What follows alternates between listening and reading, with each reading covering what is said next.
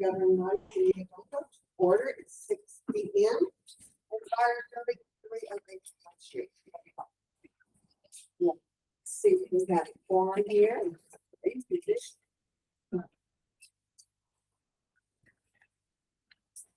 Mayor Kenny Cargill here. Councilman Alan Moses. Mayor Pro Tem Ron Cohill. Here.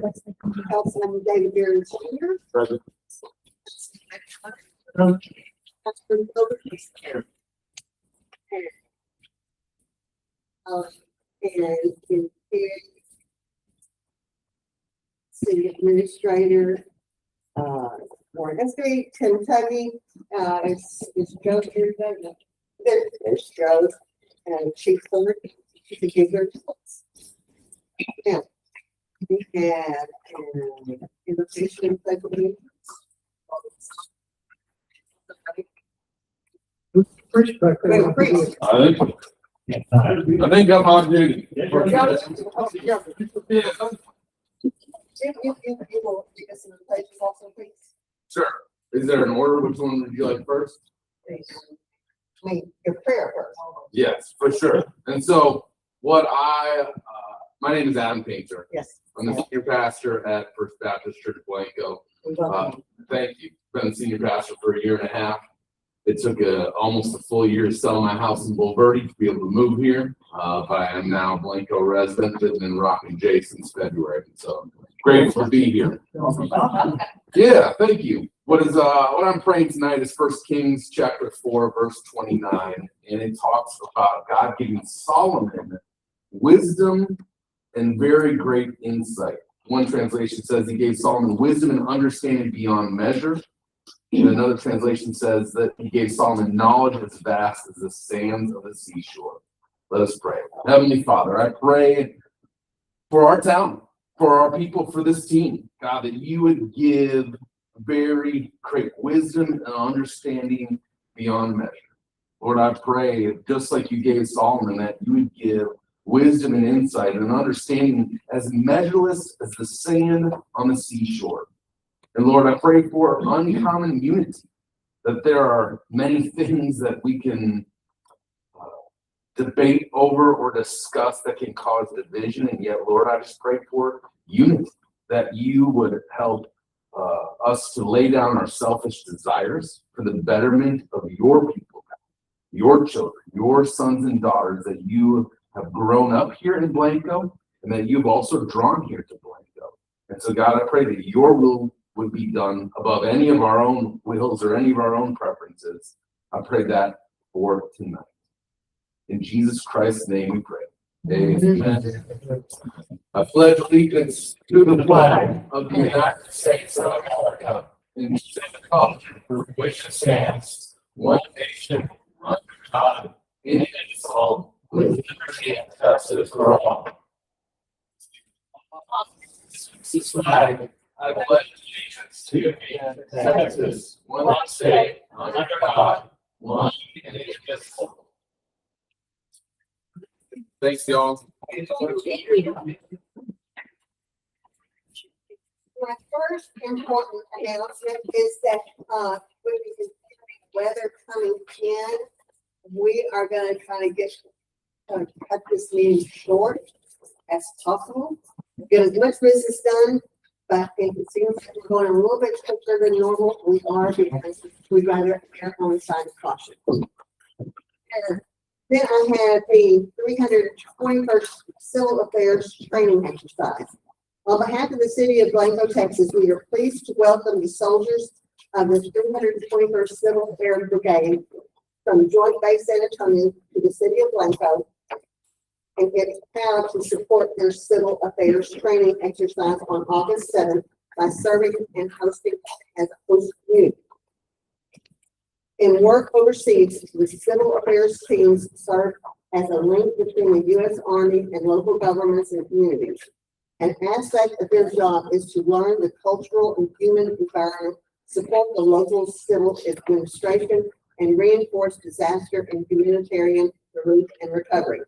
During the exercise, participating soldiers will have the opportunity to meet with city officials and key personnel and gain a better understanding of their team role and the importance of building strong relationships with community leaders.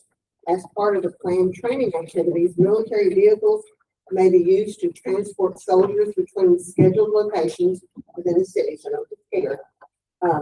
Residents may also see soldiers interacting with city staff and members of the public as part of the exercise. These activities are coordinated with the city and are intended to provide a realistic training experience while encouraging positive community engagement. The city of Blanco appreciates the service and dedication of the men and women of the United States Army and is honored to assist in preparing them for the future in missions abroad. We look forward to hosting the 331st 321st Civil Air Brigade, and wish them a safe and successful training event. This is why. Yes, so it's my unit, and don't let the 3-2-1 scare you. It's only gonna be like 10 people. So it's not 321 people. It'll be about 10, maybe 12 people coming to Blanco, 3 vehicles. Please feel free to interact. So if you have kids and you want a picture with them sitting in one of the vehicles, more interaction, the better for the junior enlisted soldiers, younger officers, with interacting with the public and how to get that experience better. Yeah, this important announcement, it is National Tech Measure Day. It is Cal Appreciation Day, National Mac and Cheese Day, National News Day, and National Be Nice to Bugs Day. We'll go to public comments. We had Debbie Sapple, excuse me.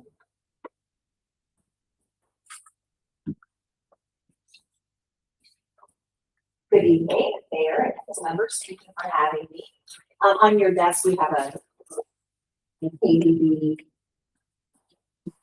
And I don't get here often, but I wanted to take a few minutes to kind of update you since we have completed the first year. I wanted to give you some information on what KDB has been up to, street state. That's what's in that packet that's there in front of you. And again, my name is Debbie Sapple. I am the executive director of Keep Blanco Beautiful Now. Retta handed the gavel over to me. And with that, I had the opportunity to fill out my first form called Affiliate Recognition Report for Keep Blanco Beautiful with Rachel this year. And on the front of yours, you'll see a copy. We received a silver certificate, which is great. We were hoping to only be in good standing. We actually achieved a higher standing last year than we thought we were going to. So I gave you a copy of that. Anyway, so in the affiliate report, what I wanted you to know is it's a very interesting form that Keep Texas Beautiful has us complete. They keep track of the total number of volunteer hours, you name it. It's a quite extensive report. I'm sure they pile it all up and give it to somebody who cares what volunteers have been doing in the communities here in Texas. And in doing so, we had to report hours, and then they have us multiply it by a dollar figure, like how much per hour, which last year was $34.79 an hour. Well, we didn't have exact hours. So this year I have been keeping track of volunteer hours, which so far for 6 months is 1,115 hours that we have volunteered for the first 6 months of the year. Or to the city, $38,790.85. So quite a value. Not that we look at it that way, but that's the way Keep Texas Beautiful would quantify the hours we're donating to the community. So I wanted you to know that. And then I wanted to, I'm retired, so I'm not here all the time. And I know that you did do a review of our Great American Cleanup, the trash off in April, but I was excited to share some information with you that they didn't have. And I wanted you to know that we had over 39 volunteers that day, with 22 of them being under 18. So I was excited that we had such a nice sized group helping clean up town. And the high school kids were here, the National Honor Society. It was their formal night. So they didn't stay long, but they came and helped us. They cleaned up Town Creek. And behind some of the stores in Town Creek, they were able to find stuff. Yeah. But you have great information here. Take a look at it, please. And then I hope to get a chance to review it with Andy in the next few weeks. Thank you. Thank you. Go ahead.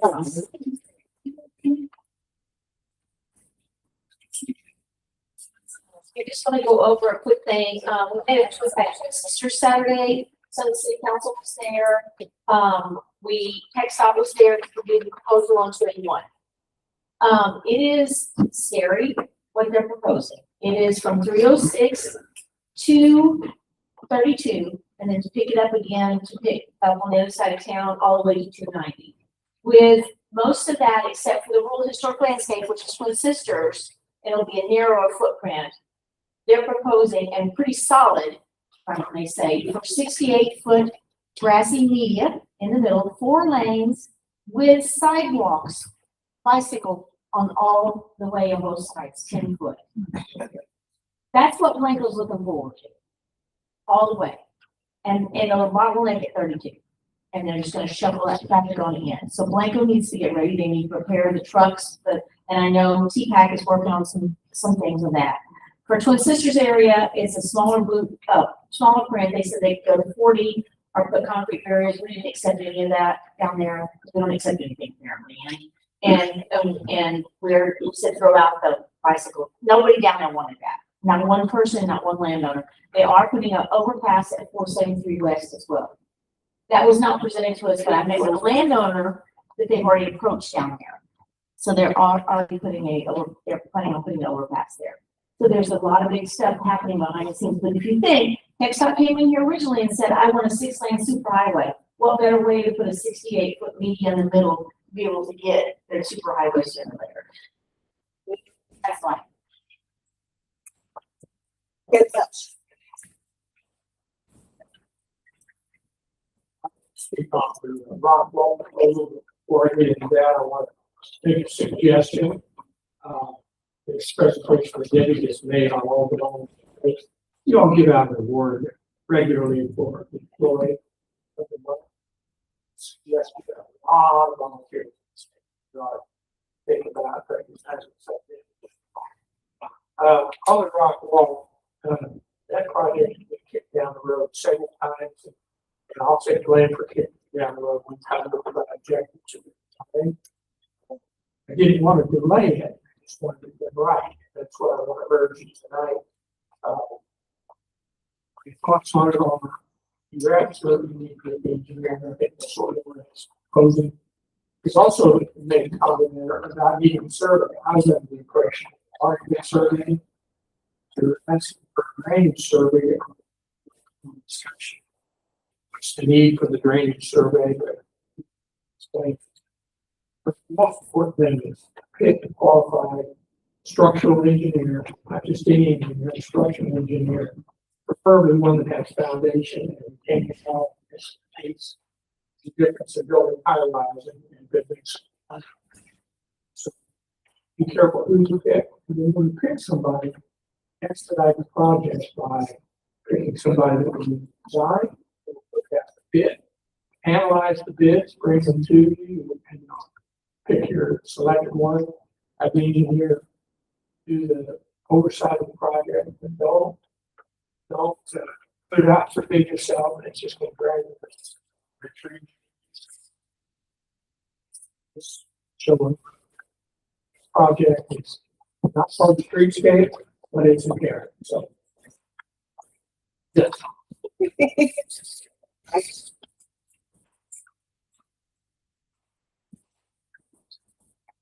Hi, my name is Avery. Some of you guys don't know me, but I own Memories Antique. I'm the one here for the fire department. I called and emailed. Did you get this national news day? Yes. Oh, I got those. But I just wanted to introduce myself. I do believe that a lot of people come to Blanco and they come to shop antiques. They come to shop small things, small businesses, and I'm out. I know where I picked up the business at and where I'm leaving the business. So I know Byars I didn't know, Herndon I didn't know, you I didn't know. So anyway, my name's Heidi. I'm here to vote yes for the building to be done and for me to move into it quickly, and that's all I have to say.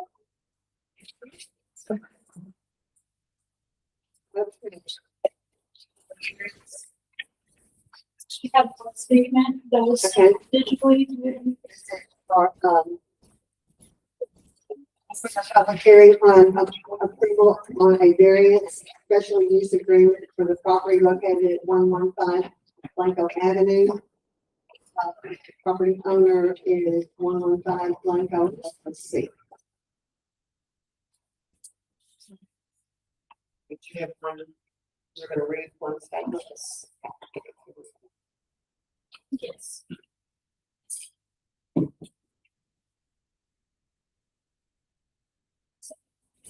Get your time. Open storage units are prohibited in a commercial zone. The owners want to change the zoning to industrial to allow them to build open storage units for boats, trailers, and heavy vehicles. The owner's site plan for their rear location diagram clearly shows the needed turning radius is 37 feet. The Blanco Ave street pavement width is only 24 feet with a narrow 12-foot mount storage driveway enter. To make this turn into their driveway, it requires vehicles to swing off the opposite side of the pavement onto the roadside where people walk, as there is currently no sidewalks along Blanco Avenue. The owner's site plan city map clearly shows the surrounding properties are R5 and R4 residential, C1 commercial, and GUI government zone properties. No industrial zoning on or near Blanco Ave. The only industrial zones are found at the far north and far south edge of the city limits. Changing this commercial property into an industrial site is like putting a square peg into a round hole. It doesn't fit. It doesn't fit with the other properties in the area. A zoning change to an industrial use is forever. The next owner can turn it into a scrap salvage yard, warehouse, or other industrial services site. This property has been for several months and is currently operating in violation of many UDC regulations. The owner has stated in this chamber that they have not been notified, cited, or fined for non-compliance. Why? Why? They continue to park and store boats and large vehicles on this commercial site in defiance of city regulations. There has been no enforcement. Sadly, this makes me wonder if UDC regulations are worth the paper they are written on. We bought a residential property in 1990 and have spent over $300,000 to enhance our property and improve the city area. These owners are requesting a zoning change that will degrade this area. Please consider the surrounding properties in the area and deny the zoning and variance change request. Thank you, Susan Moore. She gets the address. So, if there's no more comments, we'll close that public hearing and open the public hearing on approval of new short-term rental of the Johnson House at 107 State Park Road. And owner is SJ Vested Interest LLC, Sam Johnson. Any comments on anybody commenting on that stuff? So, and open public hearing on the approval of a new short-term rental, the Crossley House at 719 Elm Street, that was called West South. And Harrison Ayers, and owner is Brad and Rhonda Haney. And no comments there? No comments. So we'll close that public hearing. And public hearing is closed. No. Uh-huh.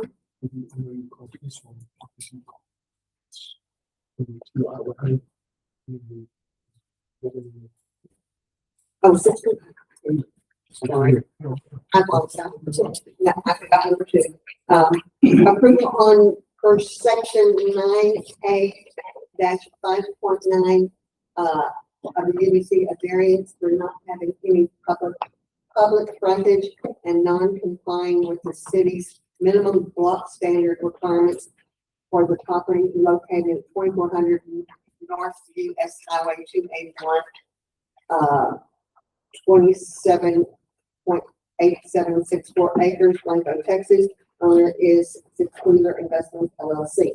So, any comment on that? No comment. So we'll close that public. Now,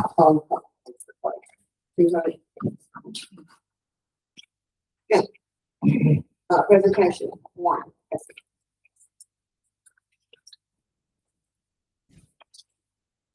Mayor, council, it's got to be quick on my part. I'm going to actually introduce 2 different people. So on July 1st, you have hired and we have consultant as owner here. And we have seen him around. part of the transition team when council considers, public works, and you can see that, with your budget workshop on Thursday at 6 o'clock. And so just introduce him, Kevin, if you want to just, so people get to see you. Oh, there you are. Kevin Pettit, happy to be a part of the team, appreciate you, Warren. Welcome, Kevin. Thank you. And he's really local. He lives in Rocking J like I do, so you'll see him.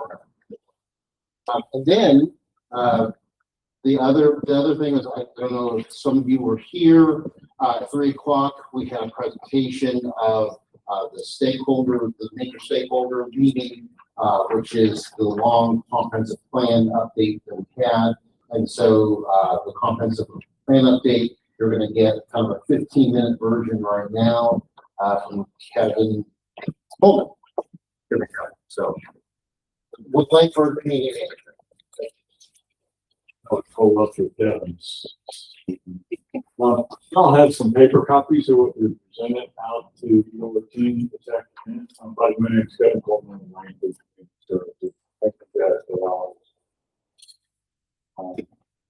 I do want to respect the mayor's wishes to keep meetings and very thoughtful with them. I did just a couple of highlights of the conversation today. And first is kind of where we are in the plan that we process, probably spend some time.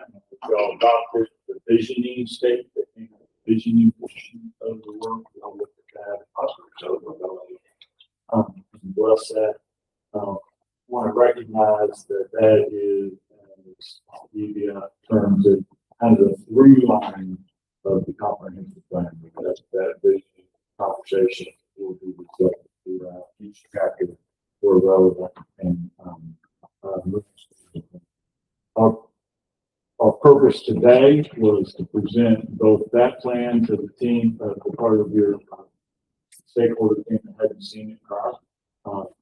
And up to speed on that, our team in Langford presented some preliminary information on some engineering study and structure review, and walk through review of class planning elements. That's a requirement in the GLO funding grant. And then finally had a conversation around future population, what's the right number, think through that 10 to 20 years of population. We also presented to the team a draft set of goals and objectives. That's the typewritten list. That's it. I don't have much to add except for next step is to actually return with our team probably early September for what we term the future growth workshop. This is where we take the map of the city and we, based on that population projection, walk through what that future land use map looks like. And what the best guess, if you will, committed guess for the community as it moves forward. That is understanding and agreement that is pivotal to completing the rest of the plan and initiating the review and update for that grant funded project. With that, probably actually in actuality, we'll probably be back in early September, early August, to visit Warren, his staff, and some of the key members of the book that land use map has enrolled in that, the result of that out. That's our next step. What we anticipate is that y'all will have what we term a 75% draft completed by the end of the year. And from there, the balance of the work to move it from its 75% mark to its 95% mark is really this document, this 3-page document that works into about a 30-page document. That is the key takeaways, the goals and objectives of the plan. So, as I talk to our team, what I tell them is kind of our delivery of that 75% plan is the timeline we control. And from there, we need to respect the community's ability and desire and time it takes for them to finalize what they're taking, what their goals and objectives for the plan. So, we have a window to do that. We're going to sketch that timeline, that's that one. What that looks like and what it does. The only other thing I want to make sure that you guys hear from me is at the back of this packet, there's a QR code. And by the end of probably tomorrow, business tomorrow, maybe Thursday, all the information your team saw today will be posted to the social pinpoint tool dedicated to Blanco. So you can look at it. There's a tool in there to make comments. And I invite y'all to scan that into your phone and make quick comments. Could Kelly put that on our website?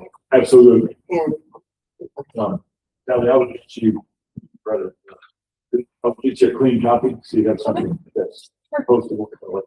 so all our citizens can look at it. Absolutely. Absolutely. A little bit about our website, and you can go to that spiel of mine. It is dedicated to y'all. It is through a group shared document program that we invested in. And our team moderates, I think is the word, monitors is a better word. The inputs from that as we roll that out publicly and destroy things that hateful, evil, that saves the kernel of the information. So, as you know, it's not truly monitored as it is a process, but I think we're pretty close to that in Texas. Hopefully, get you back in my 15 minutes and thank you all for your time. Any questions? You keep.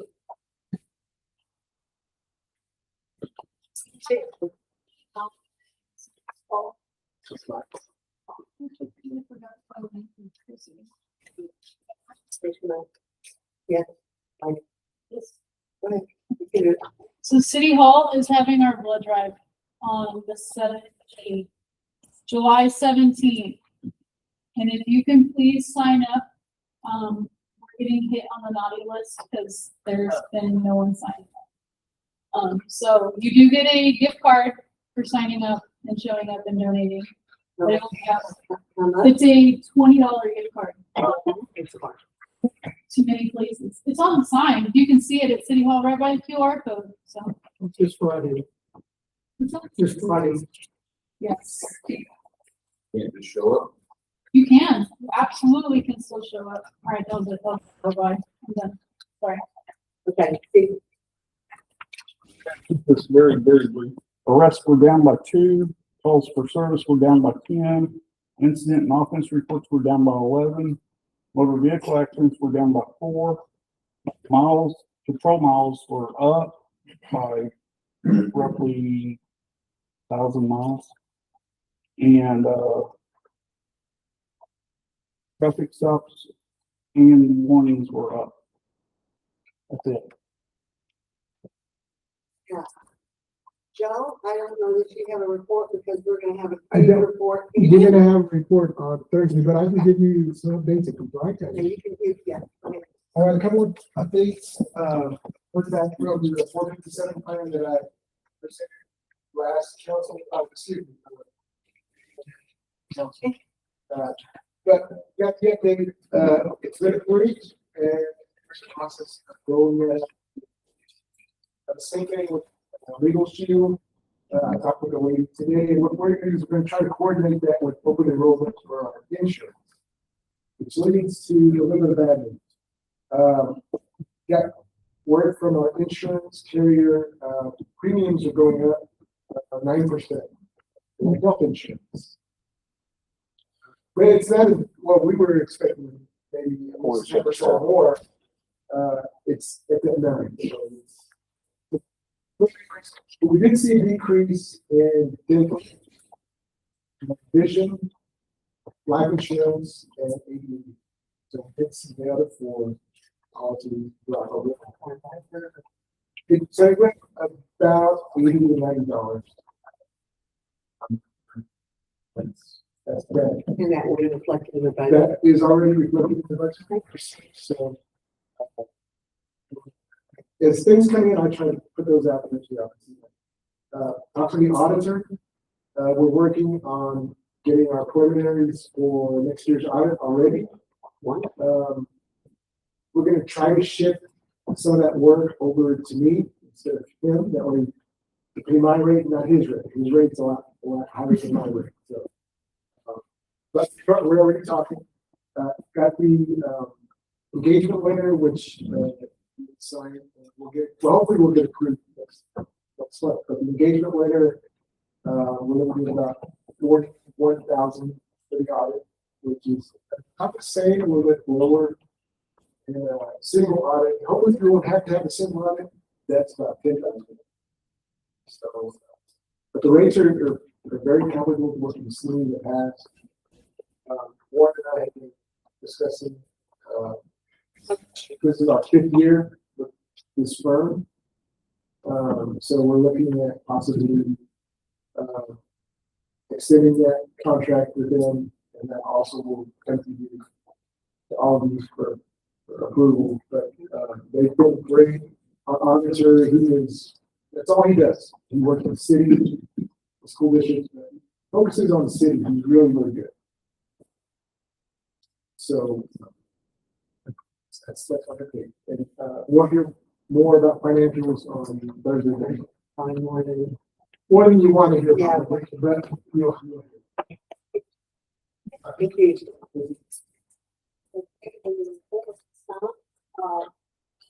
Okay. Huh? Danny. I'm sorry, Danny. They're standing right there. He's one of the-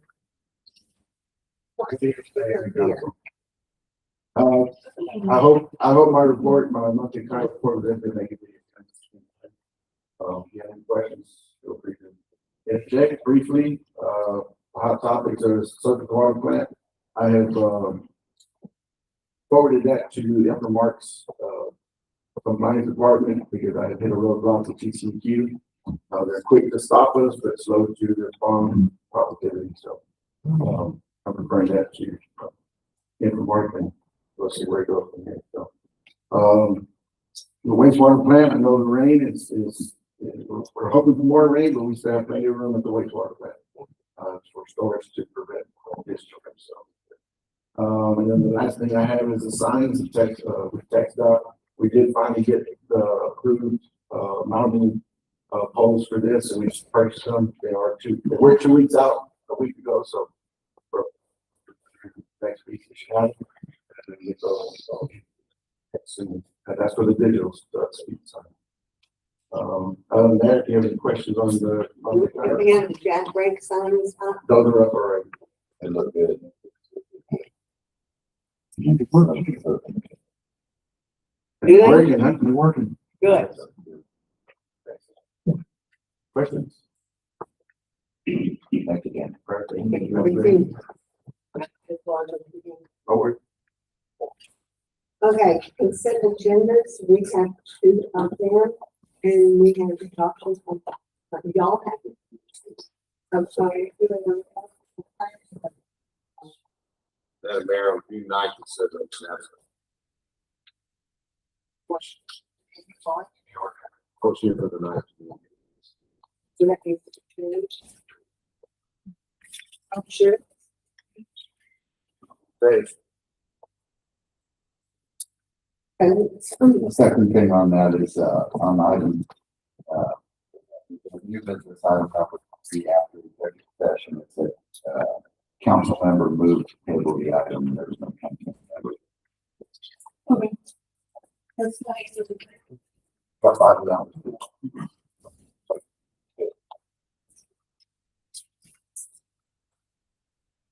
I have it. Okay, I just, that'll work, as long as that's correct. I'm just typing. Three on. Or my plus 3 papers.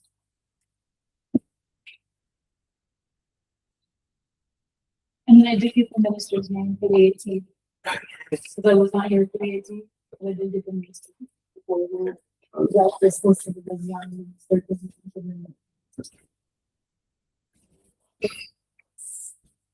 I think we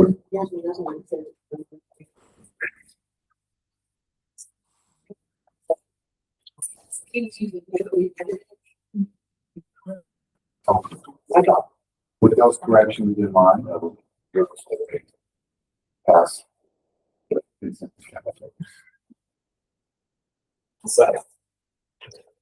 have a motion and a second, all in favor? Yes.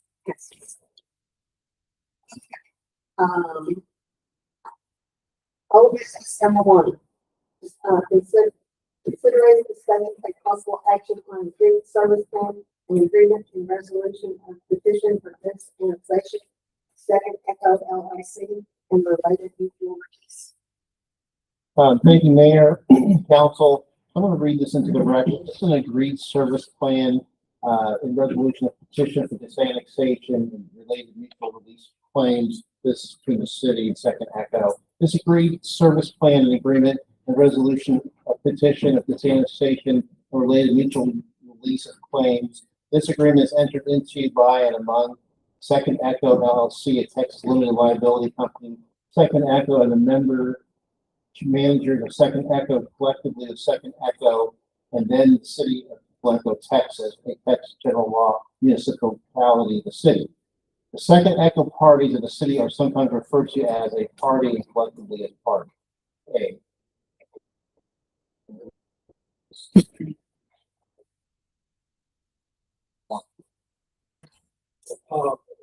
Elaborate on this, I'm gonna pick up where one left off.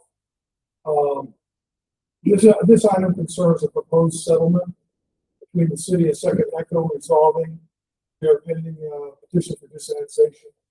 By background, Second Echo asserted that the city had not fulfilled or put in place a service plan for wastewater, and also that the city failed to take timely action on its disannexation petition for property it owns along US Highway 281 South.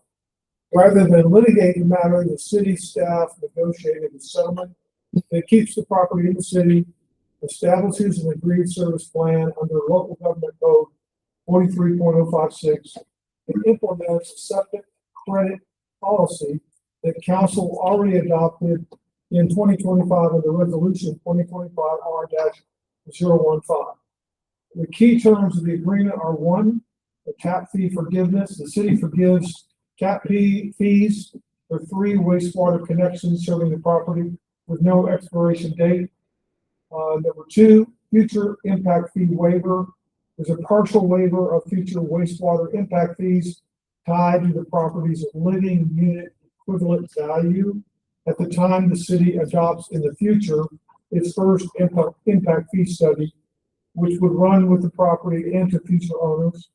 Number 3, there would be a wastewater base fee credit for a retroactive 60-month credit illustrated at $32.20 a month, or $1,932 total, plus a continuing monthly similar credit through September 2031 or until sewer service becomes available. These are account credits only, they are not cash refund. Number 3, the property is approved to contract for single stream recycling service. And number 5, the city reaffirms its existing service plan to extend wastewater service along Highway 281 South towards Yet Park no later than fiscal year 2030-31. In exchange for these items, both parties provide a mutual release of claims. Second Echo withdraws its disannexation petition. City makes no admission of liability or wrongdoing. The agreement is expressly conditioned on your approval tonight. It has no legal effect otherwise unless you do it. Preserves the city governmental immunity and all public information open meeting obligations. Staff and city attorney recommend to avoid the cost and uncertainty of litigation, keep the property and its future development within the city's tax and utility base, implement the council's own existing septic credit policy in a documented exceptional basis manner. City staff, and city attorney, request a motion, recommend a motion to approve this agreed service plan and agreement resolution petition to the same section. Very question. What was that, sewer rate 31? 2030 to 31, fiscal year 2030 to 31. Basically 5 years.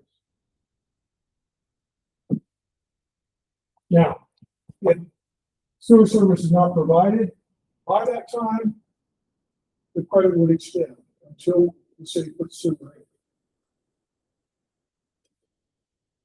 But there is a good faith effort, the city will make this happen by 2031. That's the agreement. The second half. This agreement is acceptable by the second half of the one. Yes, we submitted to him a few days ago to make sure that he was okay with all the fine, on tune, so he's fine with it. Okay. So the $1,900 is credit, right? That we owe him right now. If we sign it. Yes. No money changing hands. No, just credit.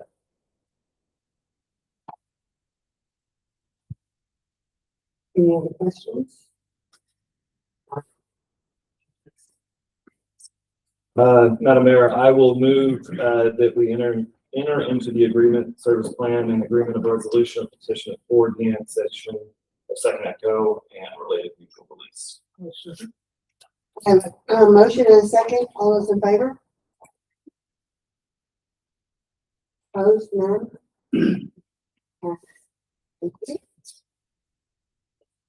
Yeah, we have the, new business.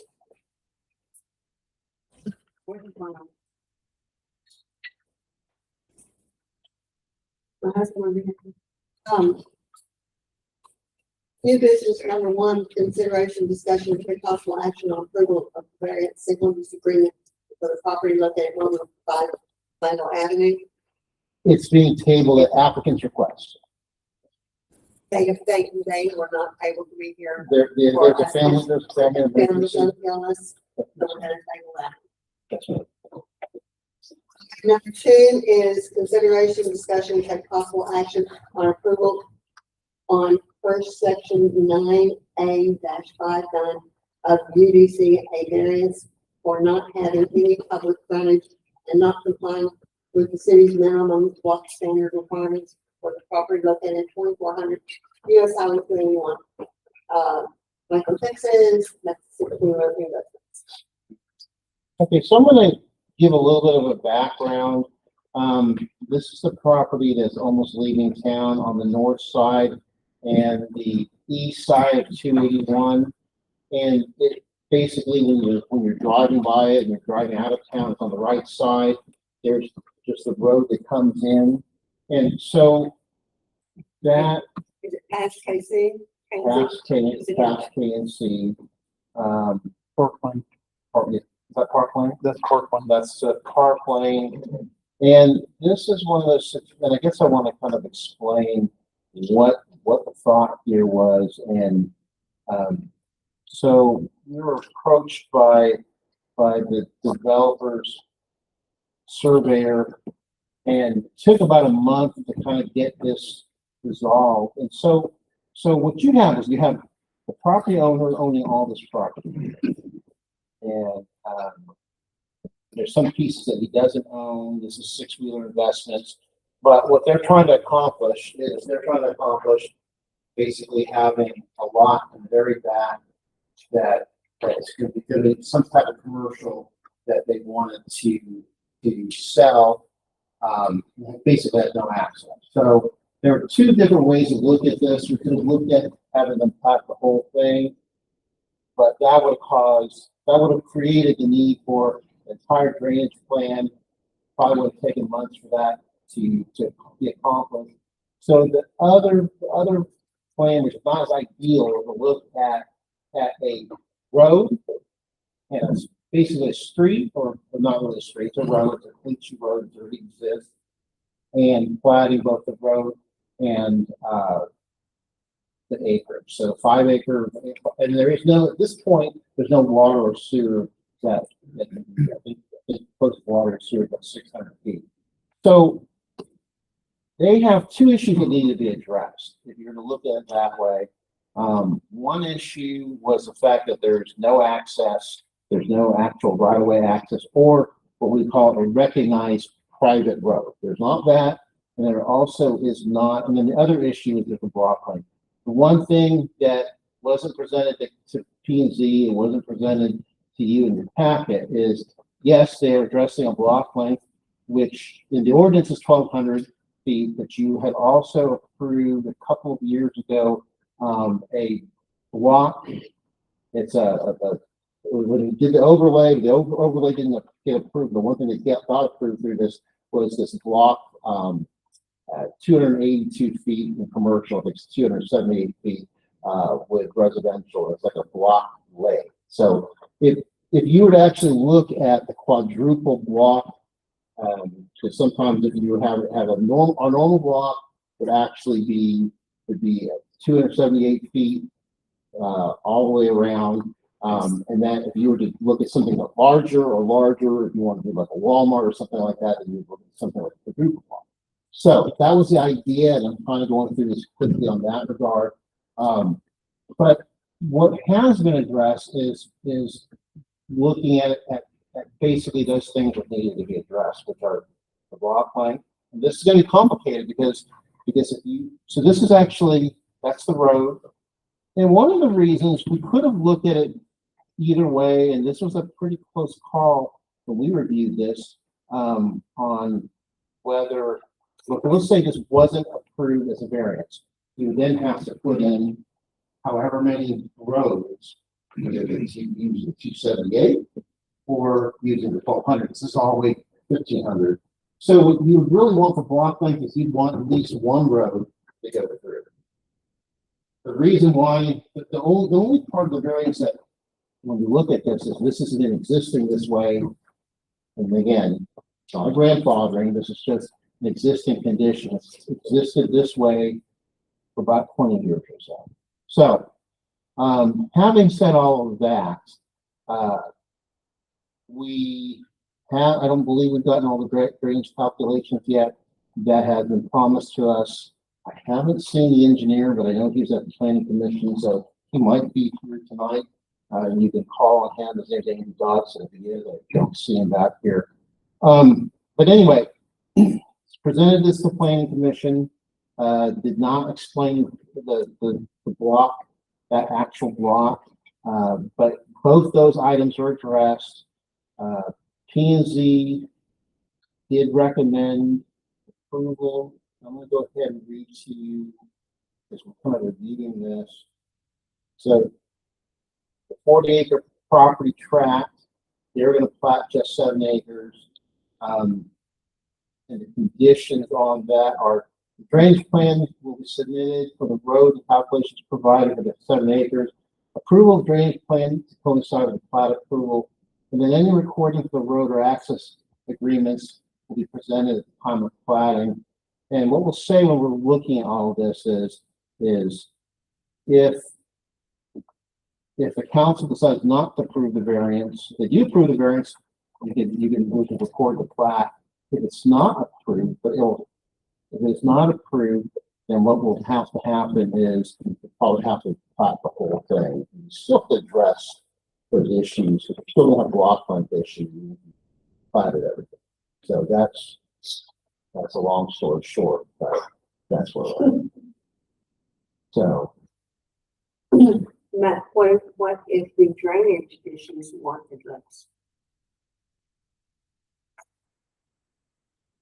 So You're requiring drainage issues, but they haven't done them yet? I've not received approved drainage plans, But P&Z approved it without the drainage plans? as a condition, Oh, as a condition.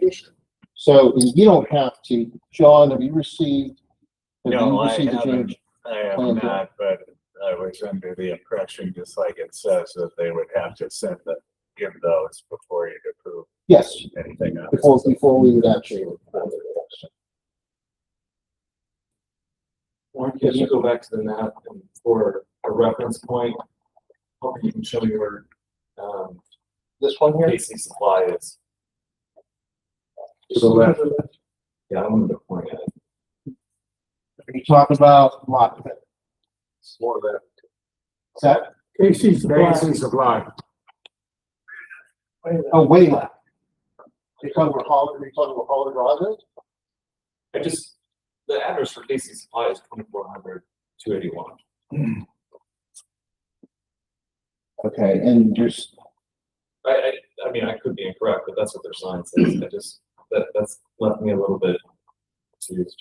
well, see, I don't think they have an address yet.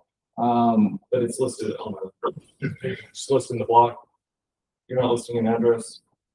When is it closer to 20? Let's, I can.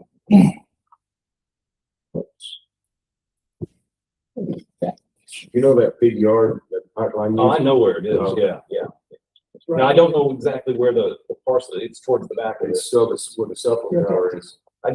The address seems incorrect to me, but seems like it would be maybe 2410. Well, see, the property's in the back and there's no road, so Yeah, there's a difficulty for me to give you an I know, address. that property though is 2410. I'm just curious. I just want to make sure that was noted. Okay, If I'm correct. You can make sure to get the correct address. Because before it's finalized. we can't use fancy. And the only other thing I wanted to mention, that the block structure that council approved several years ago is based on our historic block structure. So if you look at the courthouse and the land around it, that is what we're talking about. That's approximately 280 square feet. Yes. yes, sir. Yeah. So that's what we've approved as our maximum block structure. And then anybody who wants to go beyond that can come to us and ask to double or quadruple it. Yes, Which is hopefully a negotiation point for us if the big guy comes in and wants to do something. Looking at, That's what- looking at the objectives of why we laid that block structure out that way, I feel we were trying to avoid big block stores, which generally are looking for direct roads running to access. And so I'd be more inclined to possibly grant a variance on this just because property that's set off towards the back, even though we may not have the block structure we want, I don't see it that again. I don't see them being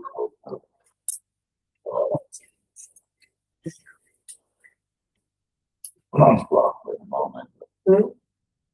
Yeah, one question, I was at the B&B meeting, I don't think they answered it. That 1,200 feet of run, when it comes down to the end, is there enough room in the cul-de-sac for a fire truck to make a turnaround? that would have to be on the site plan. The plat doesn't have a turnaround. And if you want to make a condition, there's a turnaround, there would be.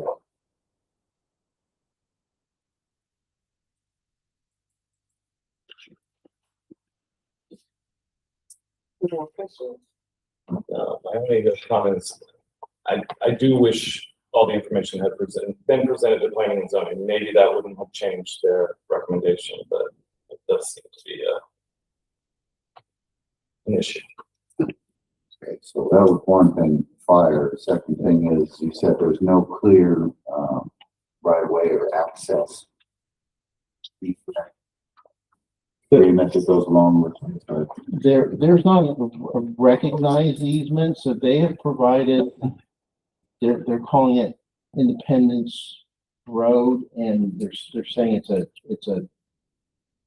it's basically a driveway. But it's not a recognized private street or public right. That's why it has to be. But it would be a recognized easement. It would be part of the deed process. It would need, meets and bounds on it. There is a recorded easement in the front, and then there is just a proposed pavement. 2.3 acres could be. They're calling it a private right of way.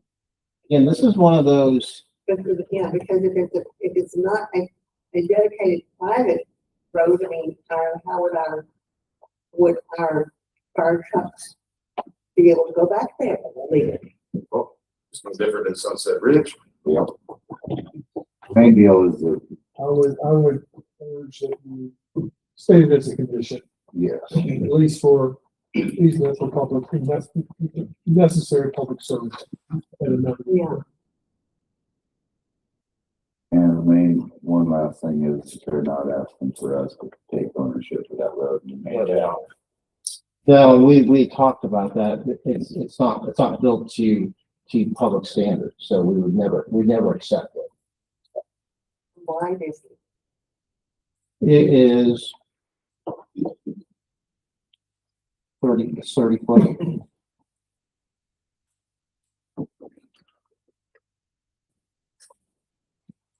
Citizens not be better served by requiring the entirety of the parcel to be platted?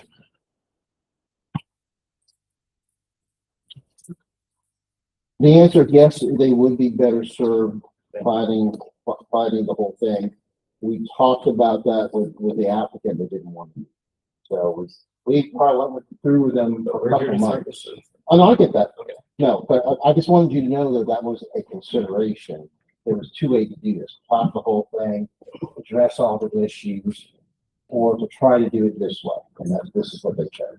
And my other concern is getting away, for my money, the block structure that council approved several years ago is one of the bigger accomplishments this body has been able to get on paper in the last few years. And I would hate to see that in any way diminished. My opinion.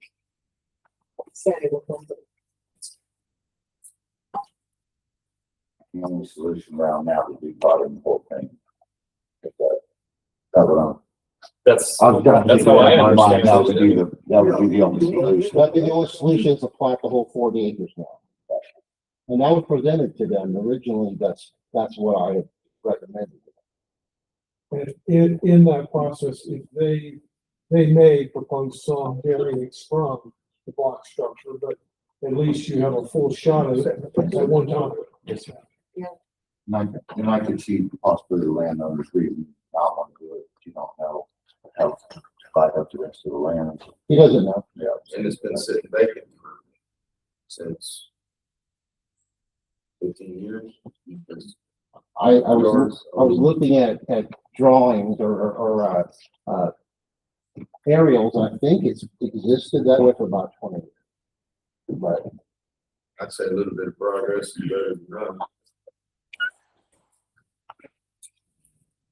I fear the citizens give away a lot of their leverage if we this variance.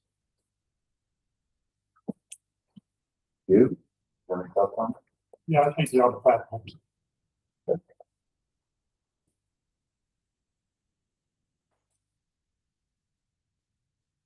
So do you want to have a motion in one way or the other? Or a table? Do we want to table it? Bring it back? Or bring it back, bring it back? I'm still in the back room. We'll put it down to deny the variance and, move they recut the whole thing. Motion, do I have a second? Do not have a second? Well, my only issue with that is, I guess I just would wish the motion would be a little cleaner. I mean, that's up to them, right? If they want to come back and. so if you deny the variance, they have to have the variance to proceed, and then the council member saying deny the variance, and then have them in the guidance, because it's providing guidance, and it's the plot the whole 48. So I think that's As well as the drainage. yes, yes, sir. And then It's address all the it's still their option. And then with the other stipulations or things you put on. But I'll also mention that if it isn't platted, then they can't legally sell the property. Things happen all the time. Okay, but you can't legally subdivide the property, sell it, or develop it without this first step. So that's up to you, Tom. I will second Councilmember Dupier's motion. Have a motion, I have a second. I'll make the motion again. That we deny the variance and have them, plat the entire thing. And the other stipulations defined by P and Z. Was that it? Andrew? Yeah, I don't think that's all, but in accordance with the, code. I still think it would be cleaner. I'm gonna go along with it, but I think it would be easier just to deny the variance and let them deal with staff on next steps. Well, that would be my friendly amendment if you were amenable to it, but I'll go either way. So if I worded it for record's sake is move to deny with guidance to plat the entirety of the property. Well, why are we saying? Say, The verbiage of guidance or, With guidance. Okay. keep it clean, just deny it. That's fine. it still counts as a second? Okay. All right, where are we? Are we We've got a motion on the table. We have a motion. Do I have a second? I seconded it already. I'm gonna stand by that. Okay. All those in favor? All those opposed? What did I just vote? Yeah, let's hear it again. I'm not a little confused. You voted for denial with guidance. Right. Rodney and vote the outside project, to second it, but not vote for it. And now, That's 32. So the denial passed. that is correct. Denial 3-2, and it's with the guidance of the plat the entire project.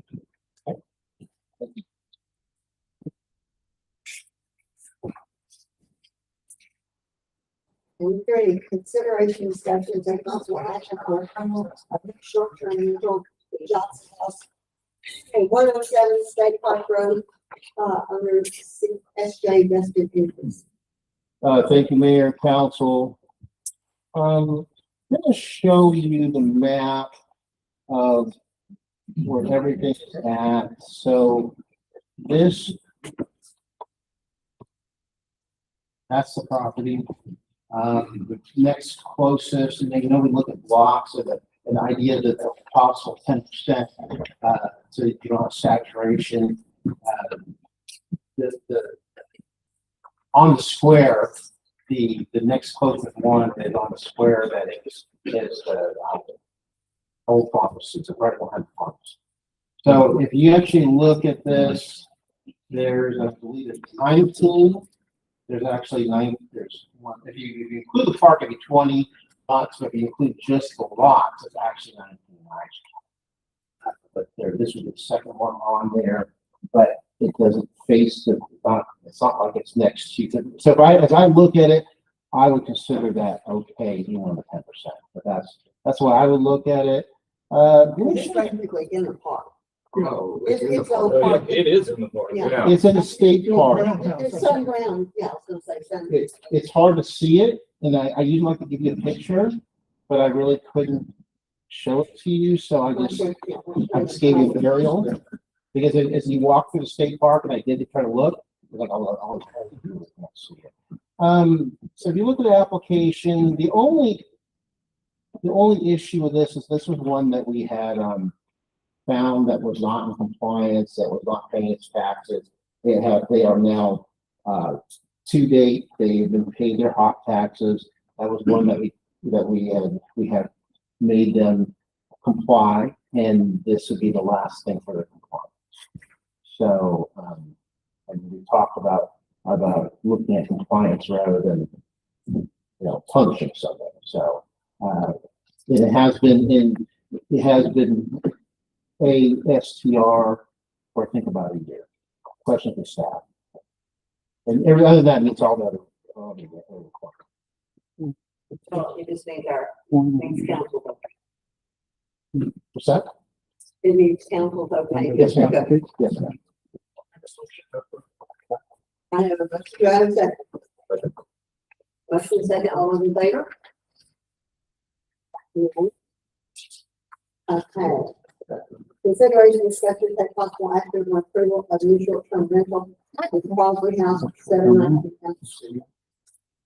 Thank you, Mayor, Council. The closest one is about 3 blocks away. So this 17 is on a corner. I went over there. This is a picture. Well, this is actually from Google Maps. But that's the picture. They're in compliance. Here's the short-term rental application. And other than that, there's really no issue. P&Z did recommend approval to you, and I think there was one person that emailed in favor of. So yes, I support the permit. Nobody, And there was protested it, nobody objected. No. One person was okay. Yes, sir. Any discussion?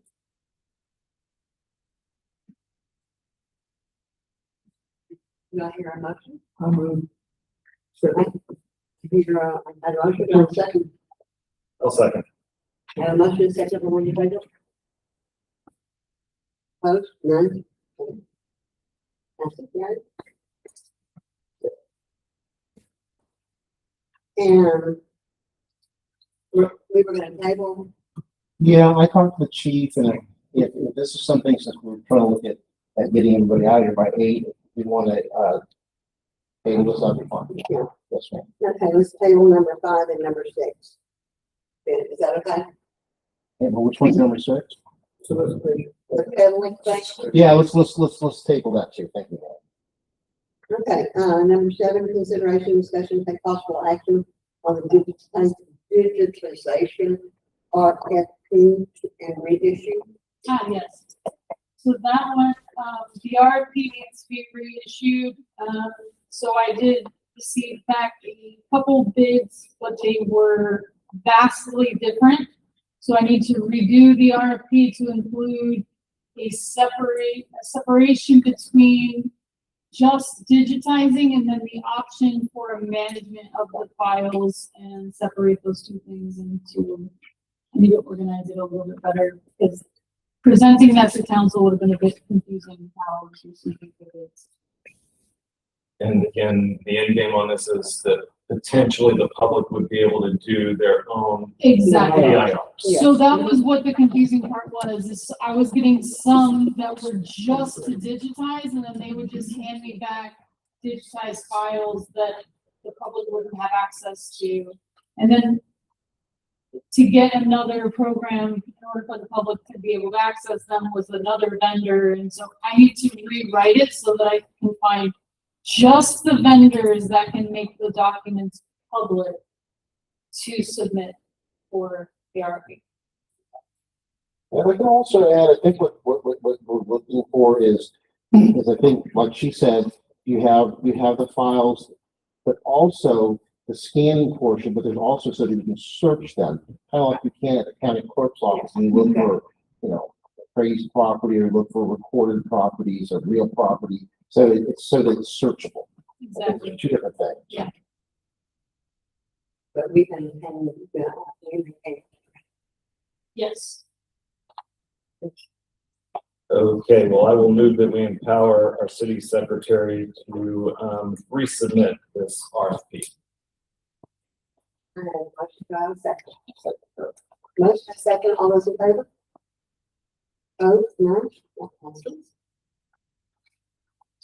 Consideration, discussion, take possible action on hiring an engineer and surveyor for Town Creek Rock Wall. Yeah, thank you, Mayor and Council. Where we're at right now is Jose and I have looked at how much is left in 2024A, which is our CO that created the ability. At the time, we only thought we had about 150,000 for the running wall. But it appears we have a little bit, right around 300,000, a little bit more, as we're still getting payments coming in as far as invoices. But we believe we have more money. At this point, we were looking at hiring a surveyor and a civil engineer for the drainage analysis. Our civil engineer currently is, John Schmeling with SPI, so we would just do a task order on that. And the surveyor, we have 4 separate surveys, that I didn't pay for, that's from WCR Survey. He's done some survey work back there, including the Cranberries is, including where the blacksmith is and all that. But it's not a combined survey, which is what I've talked to Structural, that's what they need. They need a combined survey, and they also want to look at doing a topo as well, to kind of start being able to create that. The engineer, structural engineer that did the report, which is this report here, Sparks, is Patrick. I talked to Patrick, and he is retired or semi-retired. So I'm trying to put together basically his engineer would look at doing this, and we need to get an RFP, but a contract to you so you can review that. But I haven't gotten that from him yet. So Patrick Sparks himself, they could keep the same files and keep this information, but he has a young engineer that he would help work with it. So I'm trying to put that together.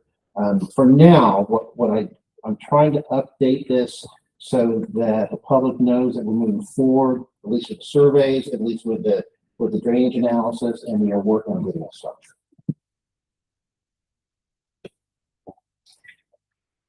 So you need our approval, council's approval. To hire the surveyor, WCR surveying, and our civil engineer to do the drainage analysis, and we are working towards getting hired a structure.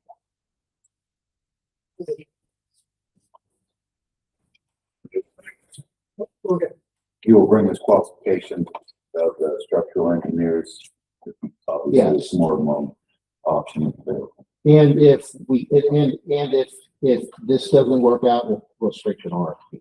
Okay. I think with some other issues with property owners, we're trying to expedite this and go as quick as we can. But as Mr. Welch said, we want to make sure we do this the right way. So we're moving forward on the surveying, we're moving forward with the drainage analysis, but we do need to get a structural engineer that will do the wall properly. Yes, sir. Back in 24, you said that we could get that survey for about 150,000. And then you came in, I think it was a certificate of obligation, something we made a good bargain on, so we could use some of that. First question is, we're surveying a rock wall. Where are we surveying it from? 21 over Pecan Street, or is it half of it? And I can send you the surveys. The surveys that are already completed, I'll send them to you. But they are the 4 different tract surveys that are from 281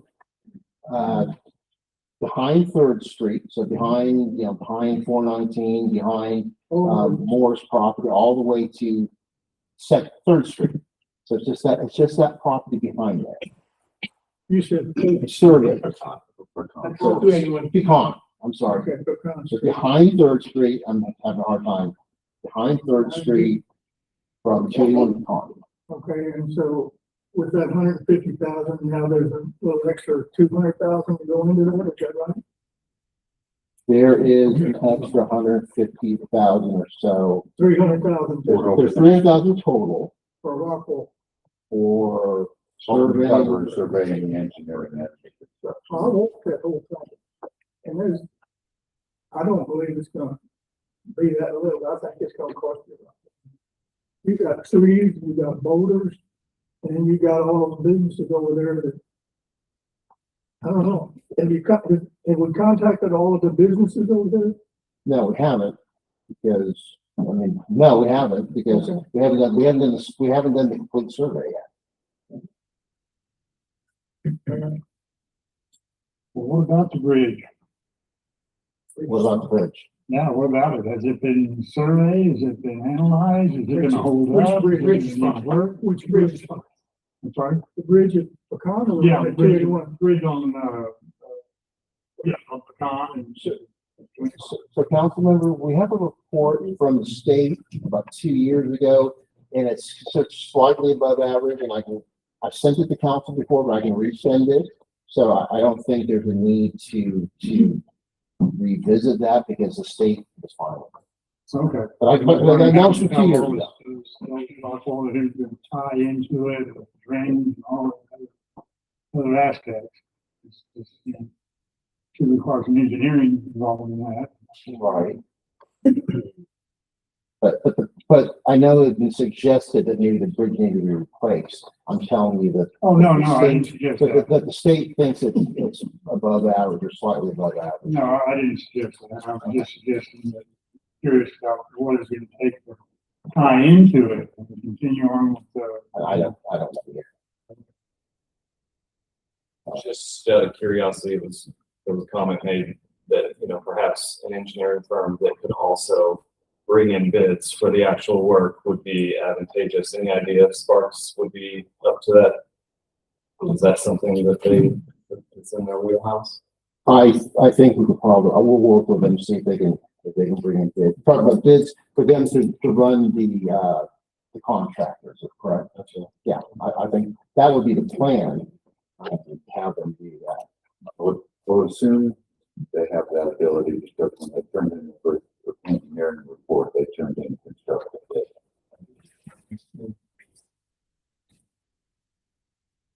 And they had set about $300,000. So On what date? 2023. That was for the, but council member, that was for the entire, that's an entirety of the whole area. That wasn't just the one area that we're working on. So, I mean, if we look at scope, the hope is that 300,000 cover it all. We would like to, so no, we did not. We will, of course, will. But you won't know unless you ask, right? So what I'm, look at this quest here is, recommendation, staff recommends that council authorize the city administrator to hire WCR surveying SPI engineering to start on the beginning portion of the project. Staff also recommends the city administrator is allowed to engage with a structural engineer, and any contract with such engineer will be approved by council. But no dollar signs attached currently to the surveying or the engineering. No, not yet. They're coming out of the $300,000 Yes. bond. That's correct. And if we find more money in 2024A, we'll let you know as well. But does staff have any guesstimate on what those costs will come in before we start moving forward? On the survey, I talked to Chris, we were looking at Telco, probably about $10,000 for the combined survey and Telco. I haven't spoken, as far as the engineering, John. It wasn't asked for price, but I'd gone ball 15,000-20,000 max. Okay, thanks, John. Okay. We're just doing one part of it. Councilmember Moses, are you swinging? What the heck, let's do it. Okay. I move that we authorize the city administrator to hire WCR surveying and SPI engineering to start portions of the project. All proper applicants for our structural engineering.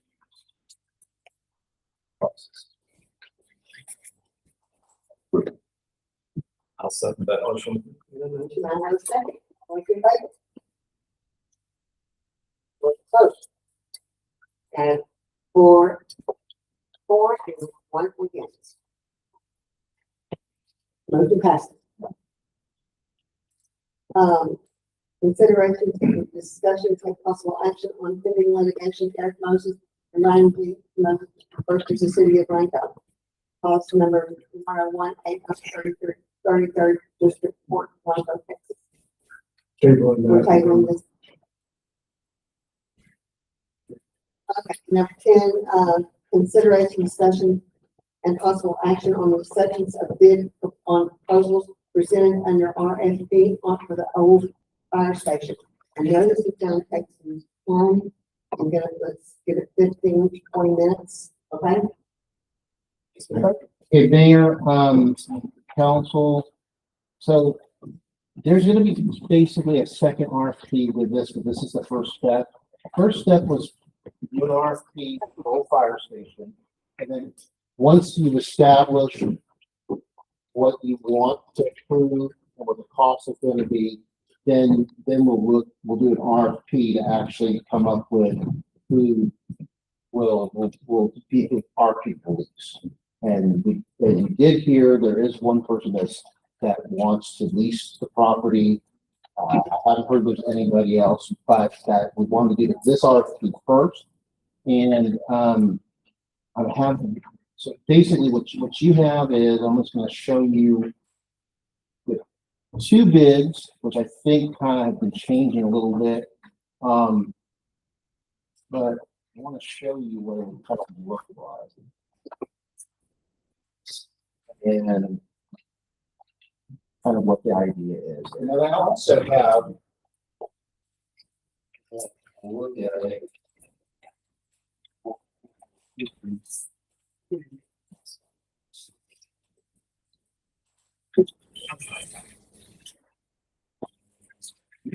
And you also have a profile as well, so maybe we'll do this.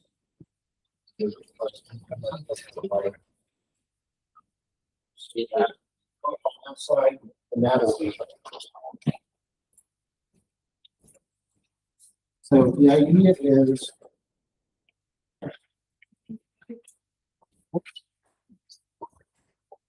Shoot.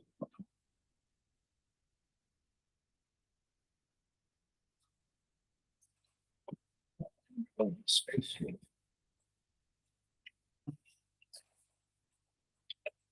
Apologize, it's not.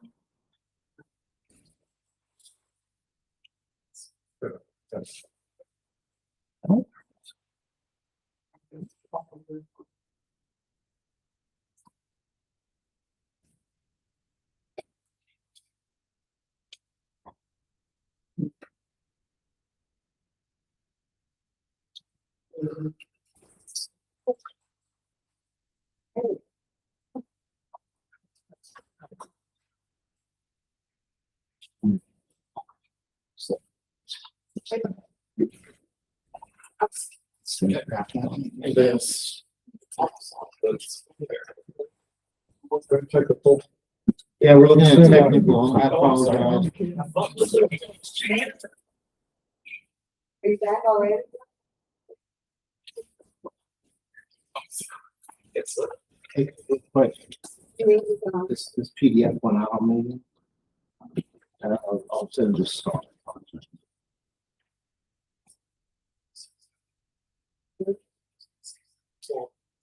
Oh, okay. Great, okay. All right, thanks for your help, okay. So the idea with this was to, number one, you know what the old fire station looks like. We're trying to make it so that it's usable. I know there's been some discussion doing this before. The reason why this hadn't come up to you yet was because there had been someone that was interested in renting it. And the idea, before we talk about the specifics, the idea with this is to be able to rent it, and then all of the changes that are going to be done, the exterior and the interior, can be taken care of or paid for from the rent that we get from the applicant, from the leasee. Cost neutral to the citizens. Correct, that's right. That's Okay. that's the idea behind this. And of course, that's a little bit easier said than done. So when we first talked about this, we looked at maybe doing a 5 or 6 year lease agreement.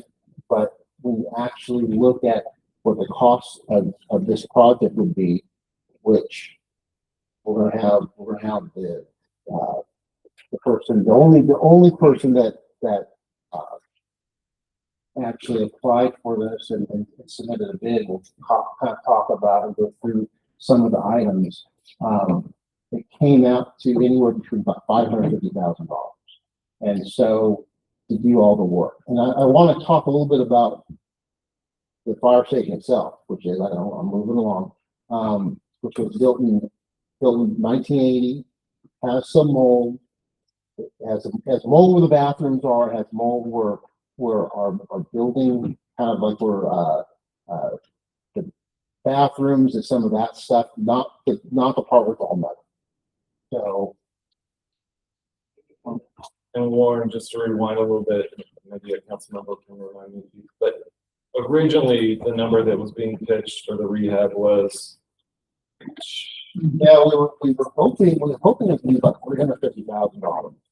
With the idea that you do $350,000, you do a 6 year, you get this done in 6 years. But what I think it's going to look like is more like $550,000 with it taking about 10 years to pay off. And we only got one contractor. We only have one contractor. Okay. So I think where we're at is I would like you to kind of review this. They have said that they got approved. They could probably get this finished for November 1st, which is what the goal is. But I do want to mention there's really two things. You're keeping a person that has a business that's an anchor tenant, and then you're basically extending the downtown further and kind of creating and hopefully start creating a new district, because we have Redbud, and then right next to Redbud is of course the old fire station. So that's the whole idea behind it. And essentially they're going to have to spray foam the inside and do some work on the outside, new AC, HVAC unit, and complete new roof. And there's more in there, and I think I'm not going to go through all of the different items, but I think what we'll do is first of all have John talk about whether they've met all the other requirements, and then we'll talk to Andrew. So John, do you have anything to add to that? So I reached out to them to get some of their other documentation, and I have not received it yet. So if you approve it, that's just that they provide the required documents. So I reached out to them, but I haven't received anything yet. But that would be normal, like if you awarded a contract, say for a construction project, it'd be the same sort of thing where you can order it, and then I'd do the same sort of thing. So it's not any different. So if you recognize Andrew Sorrell and talk a little bit about the project, the one thing I would do is have council kind of discuss with him what you like and don't like on this estimate, and kind of go through there. And I'm gonna shut up now so that you can hear from him on what his vision is. Yes, sir. Thanks. Okay. Andrew Sorrell, Rio Blanco Contractors. I'm actually working on this with Dave Heiser. We work together on a lot of commercial projects. It's a good fit. He's got a better back office than I do, and I have a lot of pretty talented craftsmen in the field. So this looked like something else. That was here, and with us, this is a pretty good idea working together. And I don't think when we met, we were bidding against each other when we met on site to do a walkthrough this morning. But just said I think this guy looks like a good one to team up on because it is since it is municipal. I prefer to have the back office scrutiny that Dave brings. Go ahead. You didn't hurt yourself on the job, did you? No, okay. He just had next. So we looked at the building. I actually looked at this with Bobby Mack a couple of years ago, and with the scope that we discussed, it was closer to $350,000. Looking at the use, we recommend that you just get a whole building. The roof is shot and the walls are shot. They've got a lot of holes in them. It's not going to make a very good commercial project. And we recommend for the insulation process alone, we think spray foam insulation is way better than the batting. than the current building has. One of the reasons that that building's brought out is because it didn't have spray foam, it has padding insulation. So there were a few things that have changed, in the way we looked at it, and there is no real AC. There are a couple of window units, there's an old unit. We had 3 AC companies look at it, and all 3 of them said 2 5-ton units, 1 3-ton unit, everybody. So we really got 2 that we could use that were in the $48,000 range for all 3 units with the ducting. That's all inclusive. And we made sure that we talked with our accountant to make sure that we understood, since it's municipal, what components of these bids are not taxable, because that created a shift of a couple of $10,000. A lot of people don't know that when they're doing municipal work, the material does not have to be taxed. The labor does, the services do, but when you're going to buy a pallet full of rock, that does not have to be taxed. So that passes through their bids, and we were able to actually whittle this down quite a bit. Our original submittal to Warren with what we consider bare bones to get this open for commercial use and ready for a COI was right about 462. So we were right in, we were given an adjusted target of 450. The having a contingency added, which I think the student Warren suggested putting in, brought us up to 512,497.38. That does not mean we're going to use the whole contingency, and I don't think we'll have to. We've spent a lot of time working on these numbers. Most of the trades that we have involved here are local. There are some that are local to the area. I don't think we're even going as far as San Antonio for supply, or so that this money is spent here with local trades. And I can speak that if anybody wants to know, who's our contractor on these. I don't know about the city rules, but we can certainly talk to anybody about that or provide those if you'd like to know who we're looking at for these, and who we looked at in addition to the ones that we included in the numbers. Does anybody have a question right now, or I keep going on this? Okay. So I'm kind of going through the draw request, and this is with our first submittal. This is what we consider the necessary line items. We have a line item for dumpsters, and that includes a hallway. We're going to have the 10 from the building. We're going to have all the batting, all the netting. There are some fasteners in there that we're going to have to get rid of. And we plan to, we talked to Adrian Byars, was the plumber who was the most interested from here, but also he really brought a lot of enthusiasm to it. He said, if you guys want to rework the bathrooms that are here, you can, but you could probably spend the same amount of money by saw cutting the perimeter beam, jackhammering out the area that you're going to put the bathrooms in, and reconfiguring those and putting the concrete in. Then you've got a design bathroom, all the plumbing is new, and you're apples to apples on refitting what's there. And what's there, I don't know who's been in that building. It's pretty decrepit. It's sort of a, it's a spider barn, and it's Swiss cheese. Also be ADA. Right. That is another thing. The bathrooms is kind of a big deal, because in the future, whatever this is used for, we want to make sure that the design, the good money spent, was on making sure that it would be compliant for future use. So if the city wanted to turn this into the new city hall, we have enough bathrooms, men's and women's, that are ADA compliant for that kind of occupancy. I think we've got enough. Obviously, we don't have a grease trap, but I think we've got enough for a restaurant if you had an employee bathroom at it. But that's minimal compared to what we've got here. So it's really good money for future use to put it in the infrastructure building. The electric is in horrible shape. We had Clint West come in and look at it, among others, and Clint said, you have to get a new service here anyway to support your new air conditioner. So that number was pretty hard to argue with, was pretty compelling.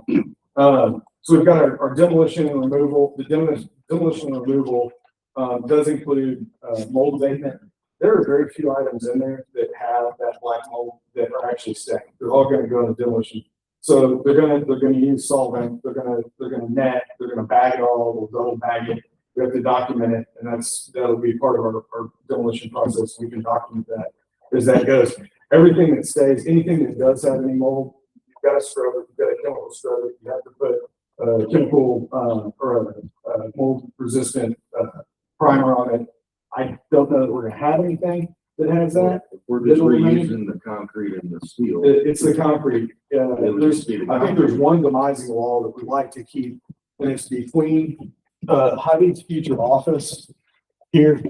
If you've been in Cranberries, they've got a glass desk where they can put fineries in there so that they're harder to steal. You would have a glass desk here at check-in, check-out, which is really nice because it's adjacent to the entry. So she could have booths all the way around here and an island or two strips in the middle. And she can see who's coming and going in line of sight really easily from this checkout desk. Through one room, this is all one big room right now that the city, this is the only one that had a window unit in it here right now. That's an old window unit. I'm surprised it's still running. Impressive. Meeting room, this could be kept or deleted. Signing contracts, maybe labeling items, and then an office where it's a little bit more secure at the back. Room for 2 desks, can have an auditor, can have, I don't want to say that out loud, but you never know. So this whole strip is used, and we're keeping this demising wall and this demising wall here of the original structure. Everything else in there is going to be torn out. Bathroom's completely reconfigured. This is where we would saw cut the perimeter beam and then saw cut inside the new bathroom envelope. All new plumbing. I think our water end is right here. I believe we're keeping that. And then in within the beautification and parking lot number, we've got bollards to address this, 2 power poles here and 1 over here that are in the strip parking lot. They're at the edge of the 33-foot parking that I believe is in line with the setback from this street. And I think it's 32 or 33 feet here as well, parking on this side. So then what else doesn't pre-exist? This is and will be retained by the city. And for city use. That's our map room. We're not gonna do anything with that, and we're not gonna That won't be rented. It will be gutted. If there's mold, it will be remediated. It's a raised slab floor. There's a non-ADA compliant stair right here that's direct to the door. We're going to turn that to put a landing and a turn into it. We're going to turn an 8-foot, pretty old roll-up door that's really porous. It's really not meant for an exterior. We're going to take that out and put a single man door. There's a slab here. If we find out that we need to be ADA compliant from the city office, and I don't know if we do because of access, there is room right here from the exterior slab adjacent to this door to pour a ramp right there. There's plenty of room for it. There's probably an extra 20 feet to have an ADA ramp. I don't think you would, but there's room for it. Right. So inside, I don't know that you will need a ramp inside. You don't need that landing inside. Yeah. You could delete this if you only wanted to have one entrance and exit. Yeah, because she doesn't want access to our stuff. We don't want access to our stuff. That's just what. Yeah, I agree with that. okay. That sounds good. Andrew, will the map room be air conditioned? Yes. Yes. It has one trunk and you can turn it on and off through that room. Okay. Okay. So Real back quick, on the Andrew, three so side. that's just for that AC is its own unit, does not include the AC for the main area. It covers all office space, all the enclosed space. But if you, what I would recommend in that case is putting a mini split in there. Why don't you just put a mini split in? We can add that in. That's, Yeah, that's I phenomenal. don't think whoever leases it with a tidy, I don't think she wants to pay for our AC. Well, now we're spending your contingency like we were doing. Oh. Okay, it's not too crazy. Okay, we'll take out one of those walls so we can make that case for the mini split. Just get PEC to drop my meter. Okay, and that's, I need to address that one, if we want to meter the city room separately. Yeah. I think that's probably, his number is pretty close to it. He told me, I think this is a high water mark because I'm gonna run into things once you tear everything out. So I'll talk to them about that and see if we can make a separate meter inclusive in that. Keeping that one room and keeping the insulated, it's not gonna be that detrimental on the electric bill. I don't think it's gonna be like, it's not gonna add another $200, even $100 a month. It's not like someone's gonna be going in and out of there Yeah, 5 times a day. exactly. Yeah, so, You're going. For this use, the biggest danger for loss, in from AC and utilities is load in, load out. So we put an 8-foot roll up here, so that people can back up, and we've got a barn door room that you can take all your items out. You can itemize them, you can ticket them, and then you can open this door when this is closed and take them to your booth. Same thing with outloading. So that every time, if we didn't have this cubicle, every time they load in, you open up that door, you lose $30 or $80 of AC, and there's 2 hours of catch up. It, puts a lot more stress on new units. So we added this in. I don't know if Heidi is in love with it. It has a purpose. it's a great feature. The thing is that people, they can bring it into the front door or that other little side door. It's never been a problem with my business to have a major place for them to bring things in. Now, our stuff's not gonna be that gigantic. So I want to leave that to y'all in your line items. If this is something that can be deleted. If that's something that we want to avoid the cost of, I guarantee you that would pay for a mini split in the city office, or just go back into your budget. Is it itemized in here for that particular feature? I think it is. Okay. We've got costs for everything in here, even the small components that are lumped in different draw budgets. We've got them all working written down, so we can, anything that you want, we can back it up. We can address every single component separately. Okay. So then we were at our new plumbing, new fixtures, reframing, remediating and demolition, reframing. We've got a haul off budget. We have a portable toilet budget of $620. Storefront with double doors and side lights. This is good for any future use because we're deleting a 20-foot by 14-foot door here, an 18-foot, no, I'm sorry, 20 by 12, 20 by 10, 18 by 10, and then 20 by 12 at this end. All those roll-up doors will go. All the lights, I think there are 2 or 3 along the back wall, none on the north side, and several down the east side. We're deleting all those. It's going to have all new LED lighting and new power. There really isn't a lot of reason to have windows other than it's a place for somebody to look in and potentially break in after hours.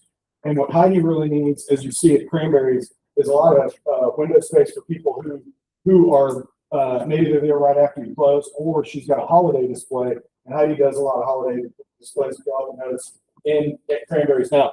So we've got a double storefront entry, all glass with side light windows and a transom window, and 2 4-foot wide by 6-foot side light windows, flanking windows on either side. So she's going to have 18 feet in there where she can do displays for holidays. It's plenty of room for you to see what's going on, but it alleviates the need to have extra security around the whole building because there is no other way to get in. If you try to get into another building that has closed cell foam insulation, it's not possible.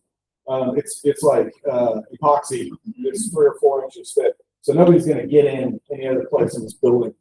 This would be it. So there's no need to have any more windows around this. And that takes us to the exterior. The best bid we got for epoxy coating the entire floor was $18,000 and change. Heidi did away with that really easily before we even submitted and said, I don't need that. I'm on bare concrete floors that have had multiple uses anyway. Let's stick with the floor. So we're going to power wash it and clean it, and that'll be the floor. Also, if the city or the restaurant or any other future use wants to come and put flooring, they're going to put it on top of this bare concrete anyway. So they don't have to have an epoxy overcoat to do that. So that's a good thing to delete. So we have demolition, the removal of the bathroom floor, new plumbing, new electric, 3 new AC systems, all the new framing, new fixtures, the spray foam insulation, and then new skin on the roof, new skin all the way around with trim packages. It'll have two downspouts, one on the north and one on the south end, both east and west sides on the long sides. Then on the exterior. Okay, so we did that today. We got that request today. And we had to call a lot of vendors to make sure that we had the right takeoff, that we had a design for the frame out that should pass engineering, because we didn't have an engineer look at this yet. It's overkill. But we've got a frame design that if you want to take, it's a gabled roof, it's 2 slopes, it's a 2 on 12 pitch. So you're going over this 25 feet, you're dropping almost 2 feet right here. If you wanted to carry this slope here forward to make it a single slope roof, you have to frame out this wedge all the way across the front. This entire wedge has to come up to a new 4-foot pony wall, and then framing that ties into the ridge line all the way across, so you can add purlins, and you've got one straight line for watershed. We put all that together with structural members, purlin, bracing, what we needed to delete, a demo number for that in order to, there are 2 purlins at the top instead of a single ridge line. You got to delete one in order to tie in and carry the line through. There's a minimal change to the roof number from the original bid.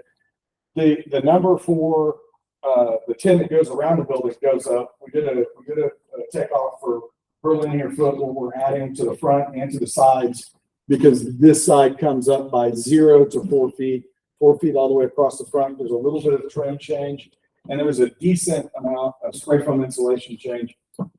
If we did that, if we made it a single slope building, it would look just like the rendering that I think you'll have, one of them. But it will not be a gabled roof. That number is $50,952.27. That's a lot of money just to change the roof line.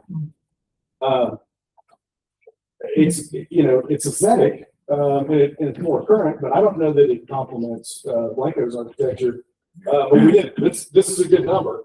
And it's other than the engineering, which we would have to have somebody look at our design, and we've got to take off the drawing of it. But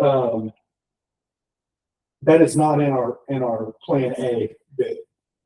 The other things what is in the plan A bid is this entry, and a lot of people kind of suggested it as we talked to them. This entry is a 10 by 10. It's meant for days like this. So it's sort of a porte cochere where you can drop off, you can pick up. It's wide enough that if you want to back your truck up and load your new credence in it, put a tarp over and drive off, you can. You can, wait under the cover. For heat transfer, we included 2 side lights that are 3-foot eyebrows that flank the entryway that cover the windows on either side. So because this is going to take morning sun from the east on that side, so you're going to have a lot of heat transfer if it's just a window on a sheer wall. So we put in, it'll just keep the room up a little bit less and a little bit more room to stand under cover. We included this in our idea of what you should have to open. We can delete it. We've got it as a separate menu item. If you wanted it just a flat front to save money from one place, or maybe asphalt parking lot, let's delete that. We can do that. But this is included in the 512. So 512 is everything plus the contingency. And that does include this. What it doesn't have is a parking lot. And the parking lot is really rough there. It could be mowed and you can park it. And it's safe. There's nothing wrong with it other than it's not good looking. And you're going to have a pretty new building. This is a building that's going to, other than the slab and the frame, it's a new building. And all the guts are new. The building frame itself will get some reinforcement as we scan it. So you're going to have in Texas, I think commercial remodels per square foot, and this includes Austin, but it also includes Edna. Are anywhere from $80 a square foot to $225. Our low budget plan that doesn't have the parking lot, it does not have gates on the sides. And there was one other thing, it doesn't have a stone wraparound, the regional. We're at, I think, $86 a square foot with AC, no electric, it's crazy. To have us, and most of it's because it's 80% cavern space. So the bulk of the utilities focused on the brain at the north end. So that sort of deceptively makes us look like we've got a lot of numbers.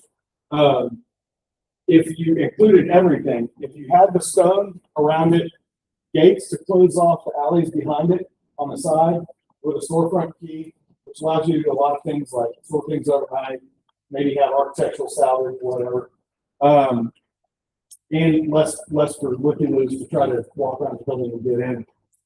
I think we're at $105 or $106 a square foot, and that includes the parking lot, bollards, and bumpers for parking lots across the front. So that's we're taking the parking lot down, we're compacting, we're rolling in 3/4 to dust and lifts, and then we're seal coating the parking lot, dropping bollards at all 3 poles, the utility entry for water, and the parking arrests across the east and south side of the building. That number, that total, that's more than that. That are bollards and things and stuff.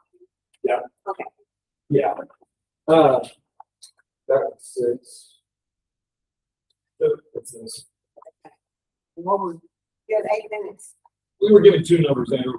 The 512, which I know you said has 50,000 Right. contingency in it. Yeah, and the 565. So the difference between the 512 and the 565 is a paved parking lot, a fence on the perimeter, and the stone facade. Correct. So those 3. That's correct. Okay, Yeah. just want to make sure I understand. Then just it's real stuff. You already have the wall, the ledger was poured in as if it was going to get that when it was a Byars. So yeah. It's a pretty inexpensive bid that we got per square foot. It's a very good bid. So and y'all can choose the stone also. I told them to go with mid-grade and limestone. My wife Roxanne used to work on the historic commission, and she said, "Oh, it's going to matter. Like the stone you choose, even though it's not on the square," she said, "for appearance, there will be opinions about what you use as far as that material." We also have not chosen a color. I did not choose Galvalume because it's going to blind you when you drive home. But we have a Galvalume roof and we have a color which is technically more costly than silver Galvalume for the walls. So we just concluded to be decided at a future date. You know, it could be blue with a silver trim. It could be, you know, what y'all are going to vote on that. 5,500 square foot total area. Right. For the lead, let's see. Yep. We keep the form. Correct. Yeah, walls are the other 100 foot. They're deleted from the final figure.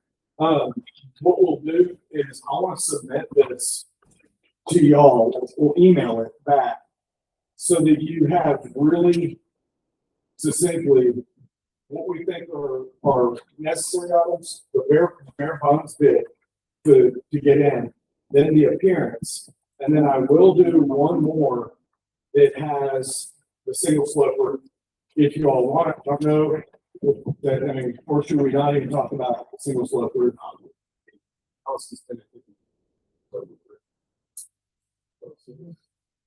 In order to figure out the reality, right?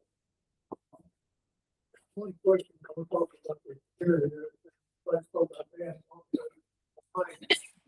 Apologize, I don't have it in front of me, but what's the cost, what would we say to prevent the tower? Okay. Well, we have the tower in the way of the door. Right. We're repurposing the slab that the tower is on to place the door where it is. It's not on this slide, but it's this entryway sits on the tower side.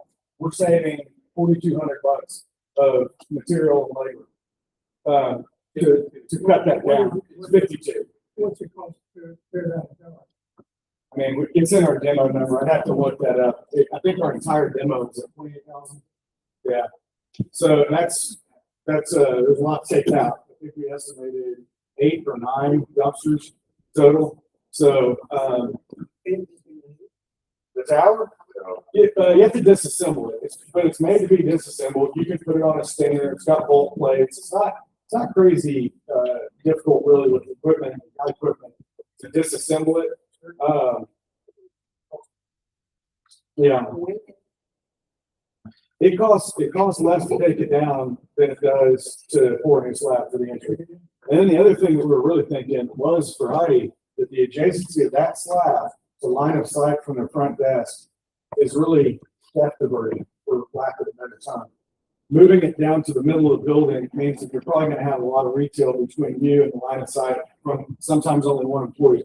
So we thought it'd be a great idea to have people really have to either walk right by the desk to get out, or in a direct line of sight to the door, which is gonna be from where they are at their front desk, down the wall by 18 feet, and then probably another 12 feet over. So they're really close to the front door for that. For that purpose, we thought reusing that slide was pretty good. Thank you, Bob. Question for the city secretary, staff, no, it's you. Yes, sir. Warren, so, cost neutral is what we discussed. That's right. So let's talk about, well, I don't know, maybe I'm getting ahead of us. This has been pretty thorough. I just want to talk about what the end result will be for the taxpayer. If we come in near this, well, we know the 512 has got 50,000. I can tell you what the cost will be, the lessee, and how many years it'll take to pay off. So I think I had some of the numbers in there, but at the 512, you're talking about $5,400 for the lessee. And it'd be about 9 or 10 years. Doesn't mean that we give that person a full 10 years contract, and maybe a 5 and 5. They might not want it. They may not want it, but the idea is once we fix this and we start making some improvements later on, especially we go to 512, we'll be able to rent this. We only did a 5-year lease with Heidi or whoever it is, then you could probably lease it out later, but a later time in 5 years. What I think you do, I need, you got some. Yes, sir. Right now, we got a turd bucket, Oh, but you know, very.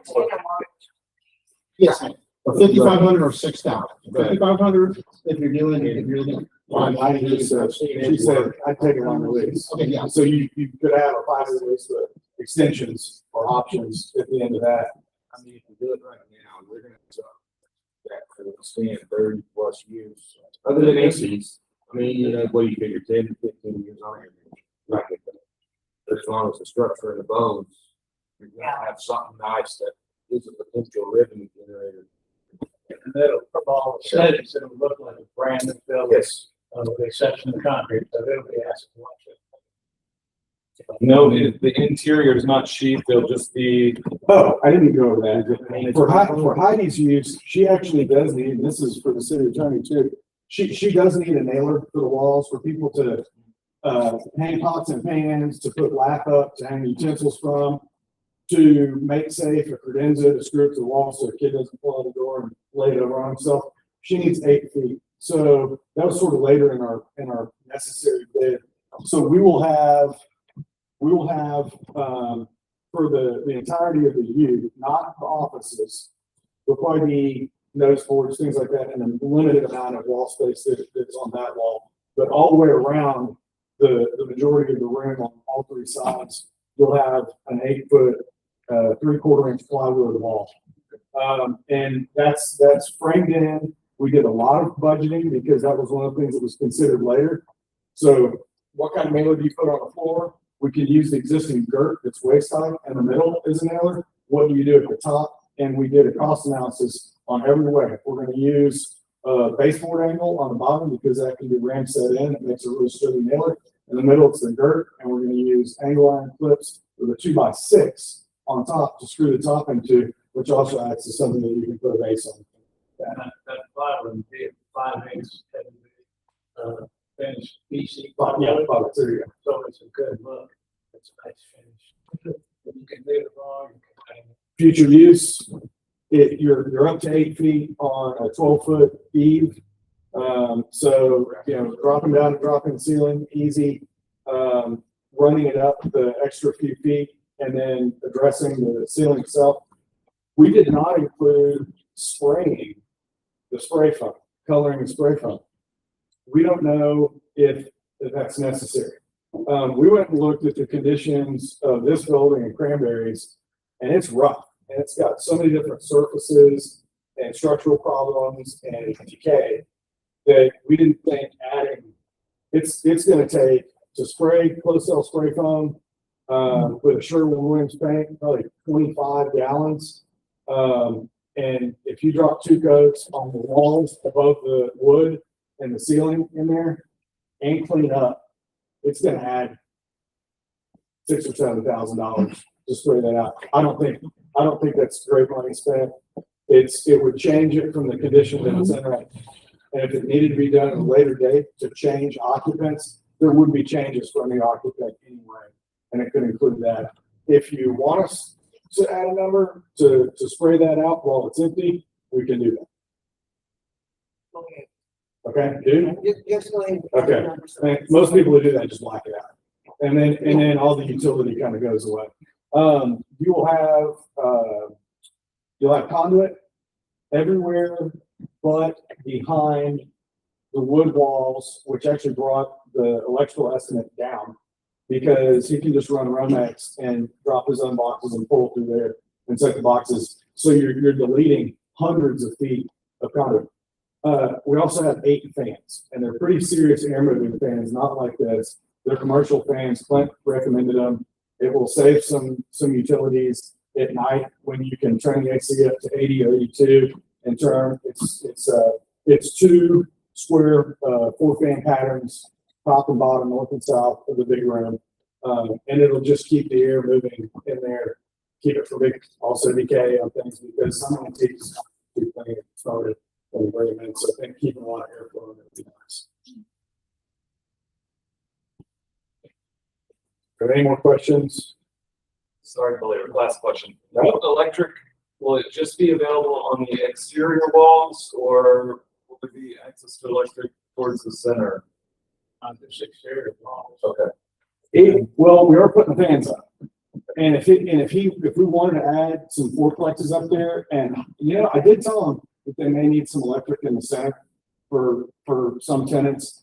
I don't think that's going to be a real hard ask with Plant at his number. I say, hey, can we get 10 fourplexes flanking the center truck of the AC unit so that we can do drop downs to people's partitions? That is the other reason we need the wood wall around it. A lot of her tenants build their own. They don't know if they're going to need 10 feet or 11 feet or 7 feet. They build their partition next to it. You got to have a mailer for that partition to go to, other than just the floor that won't work. So having something solid that you can screw to is preferable for this use. Okay. You're gonna resend this. We're going to clean it up based on the conversation we had. Do you want us to leave the porte-cochere or the entry cover in the necessary category, or do you want that moved over to the menu of things that you can add? That's necessary, in my mind. Okay. There's nothing worse than having an exterior door without a cover. And do we want to add the new slab and leave the tower, or do we want to take the tank?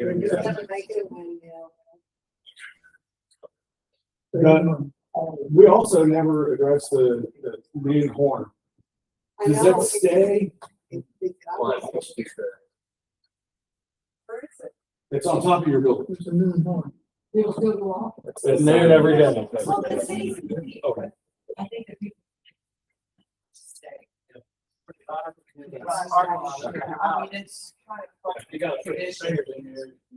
It's the DB level is pretty incredible. Yes. Curious, Madam Mayor, just one of the questions why you asked about something that was funding, rainwater catchment. or you're interested in solar panels for this building?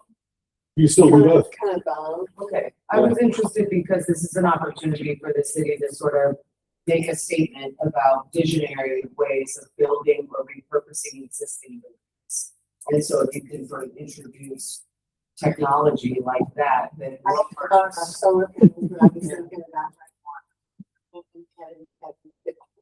We can set, the gutters, we can set them at a single pitch. It's not gonna have a ton of flow, and we don't have gutter covers in this bit. This is bare bones gutters. We're really experienced at setting all that in the trim, so it's not gonna be flimsy.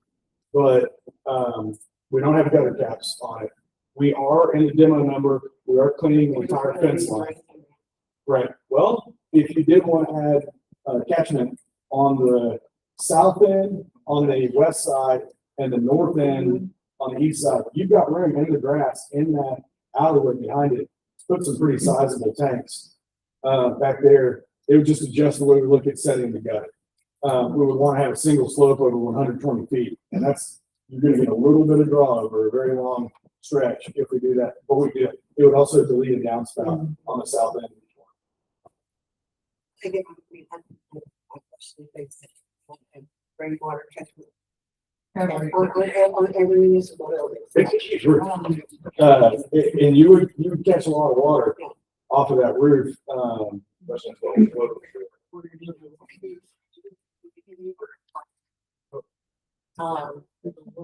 Well, I think it's an interesting item to put in that list of wants. Yeah.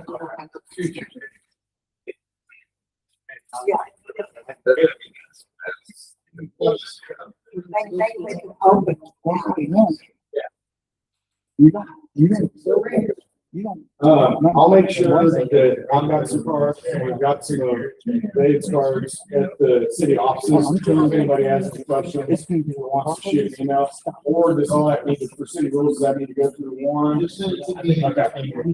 Okay.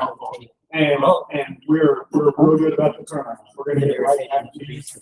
If you make a puzzle and something you haven't considered, we'll get it turned around that day. Okay? Okay, thanks, y'all. Some of y'all that don't know me, I just changed the, And did the courthouse, they did a pretty good job. Courthouse too. Take care of your neck. first order of business. Only been 2 weeks, so. Very nice. Thanks, y'all. Appreciate it. Thank you. Well, so, I mean, obviously, from my vantage point, makes sense for the city to keep this tenant as close as where, you know, their sales tax dollars that are at stake, but also the character of the town. I think the people that visit here want to come, but that's kind of shocking they don't do. I think. Yeah, exactly. So that the controllers when I'm going to go on. So, you know, if we can somehow keep this on near the square, I think that is very advantageous. I didn't know we were gonna have a local contractor, present us tonight. Can I jump in one more thing? Yeah, please, yeah. We were talking, Dave is about to do a music venue behind the post office and the post office. I believe they're getting the engineering done for a restaurant concept in there. It'll be different from the Red Bud, something else off on Street. It's fantastic. It's gonna look pretty neat. I've gotten a first blush. The plans looks great.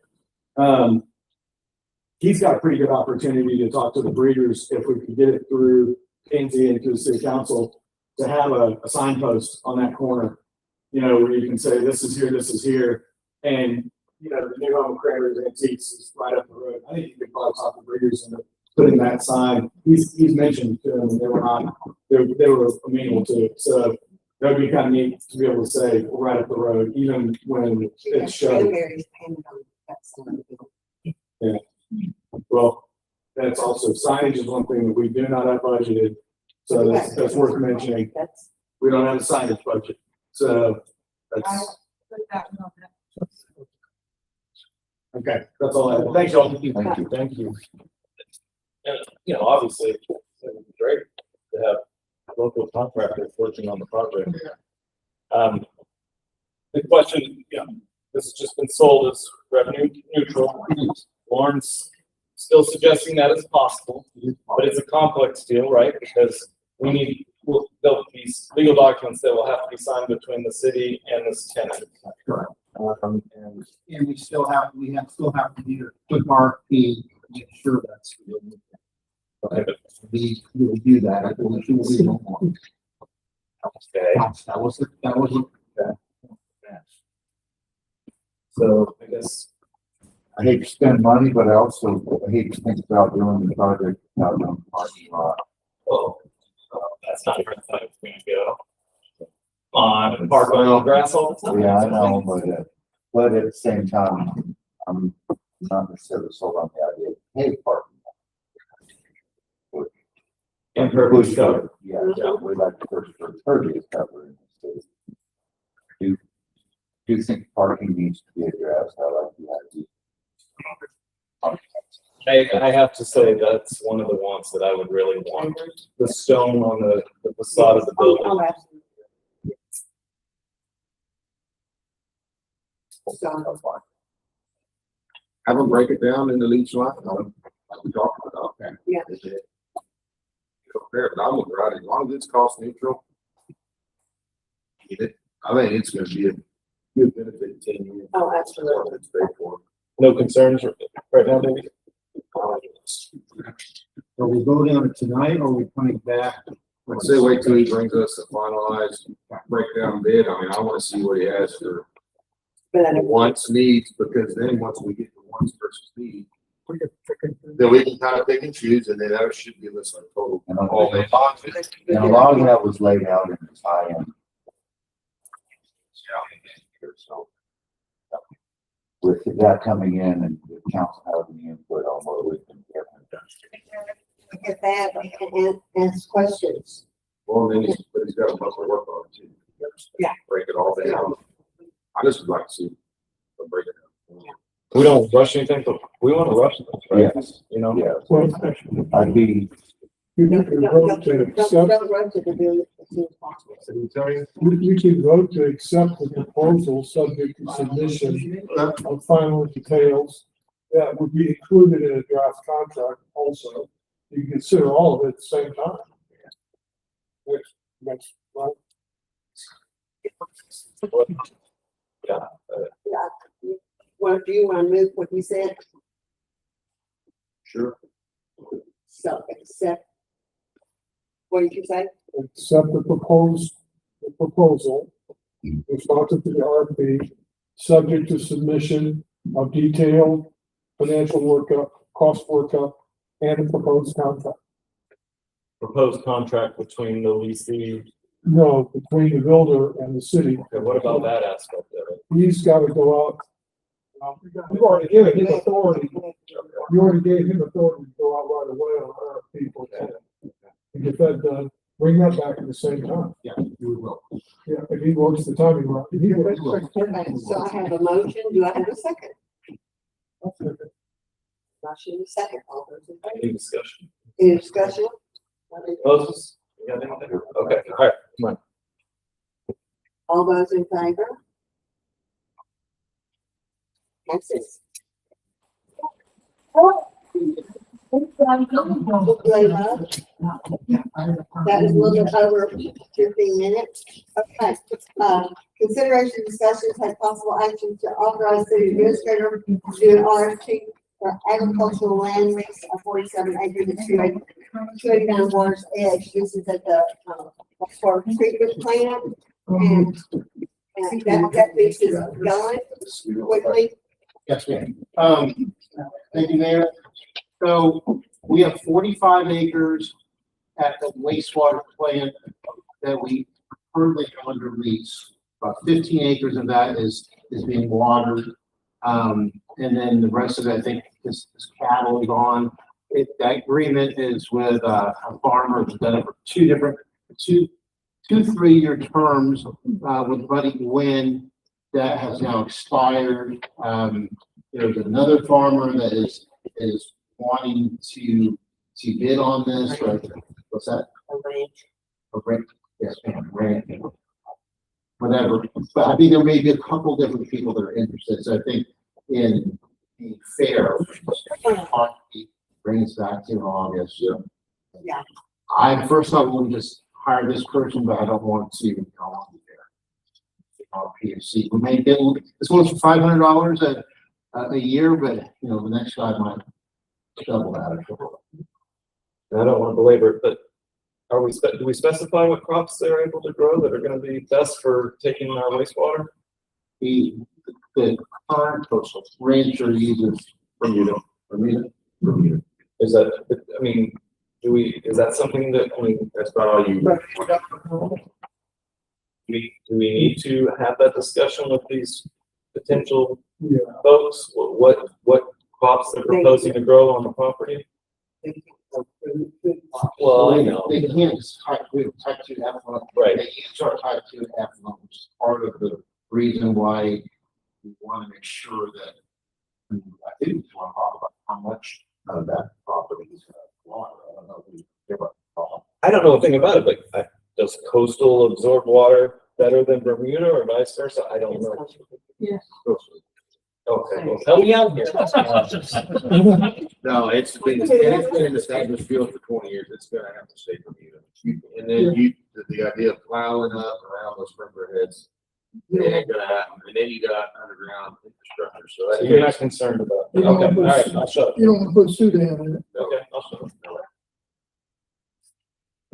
RFQ, Yeah. move as we RFQ the Okay, you guys have a motion, So, motion second, all in favor? Pass. So consideration of special take possible action on decision for this annexation by Philadelphia. this is, I think it was here, I know it was in your packet, I just read the outcome. Provision recommending that you amend ordinance number 373 that was passed back in 2010 to delete and remove from that area to annex 2 tracts of land conveyed in County County, one 5.997 acres, the other 6.219, totaling over 12 acres, to remove and disannex them from the city.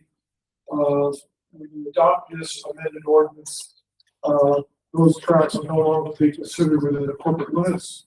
They revert to ETJ. This approval will disannex the tracts and all parties acting. They'll take such action as we'll report it with the county, we'll report it with the comptroller, and it'll be effective immediately. I recommend approval.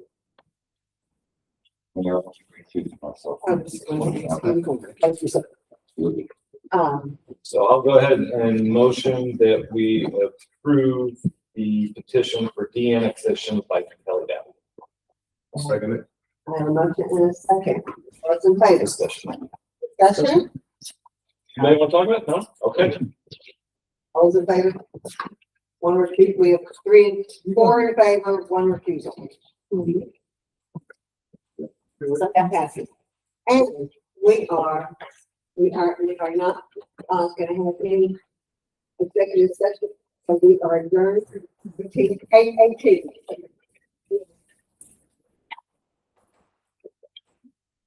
It talks.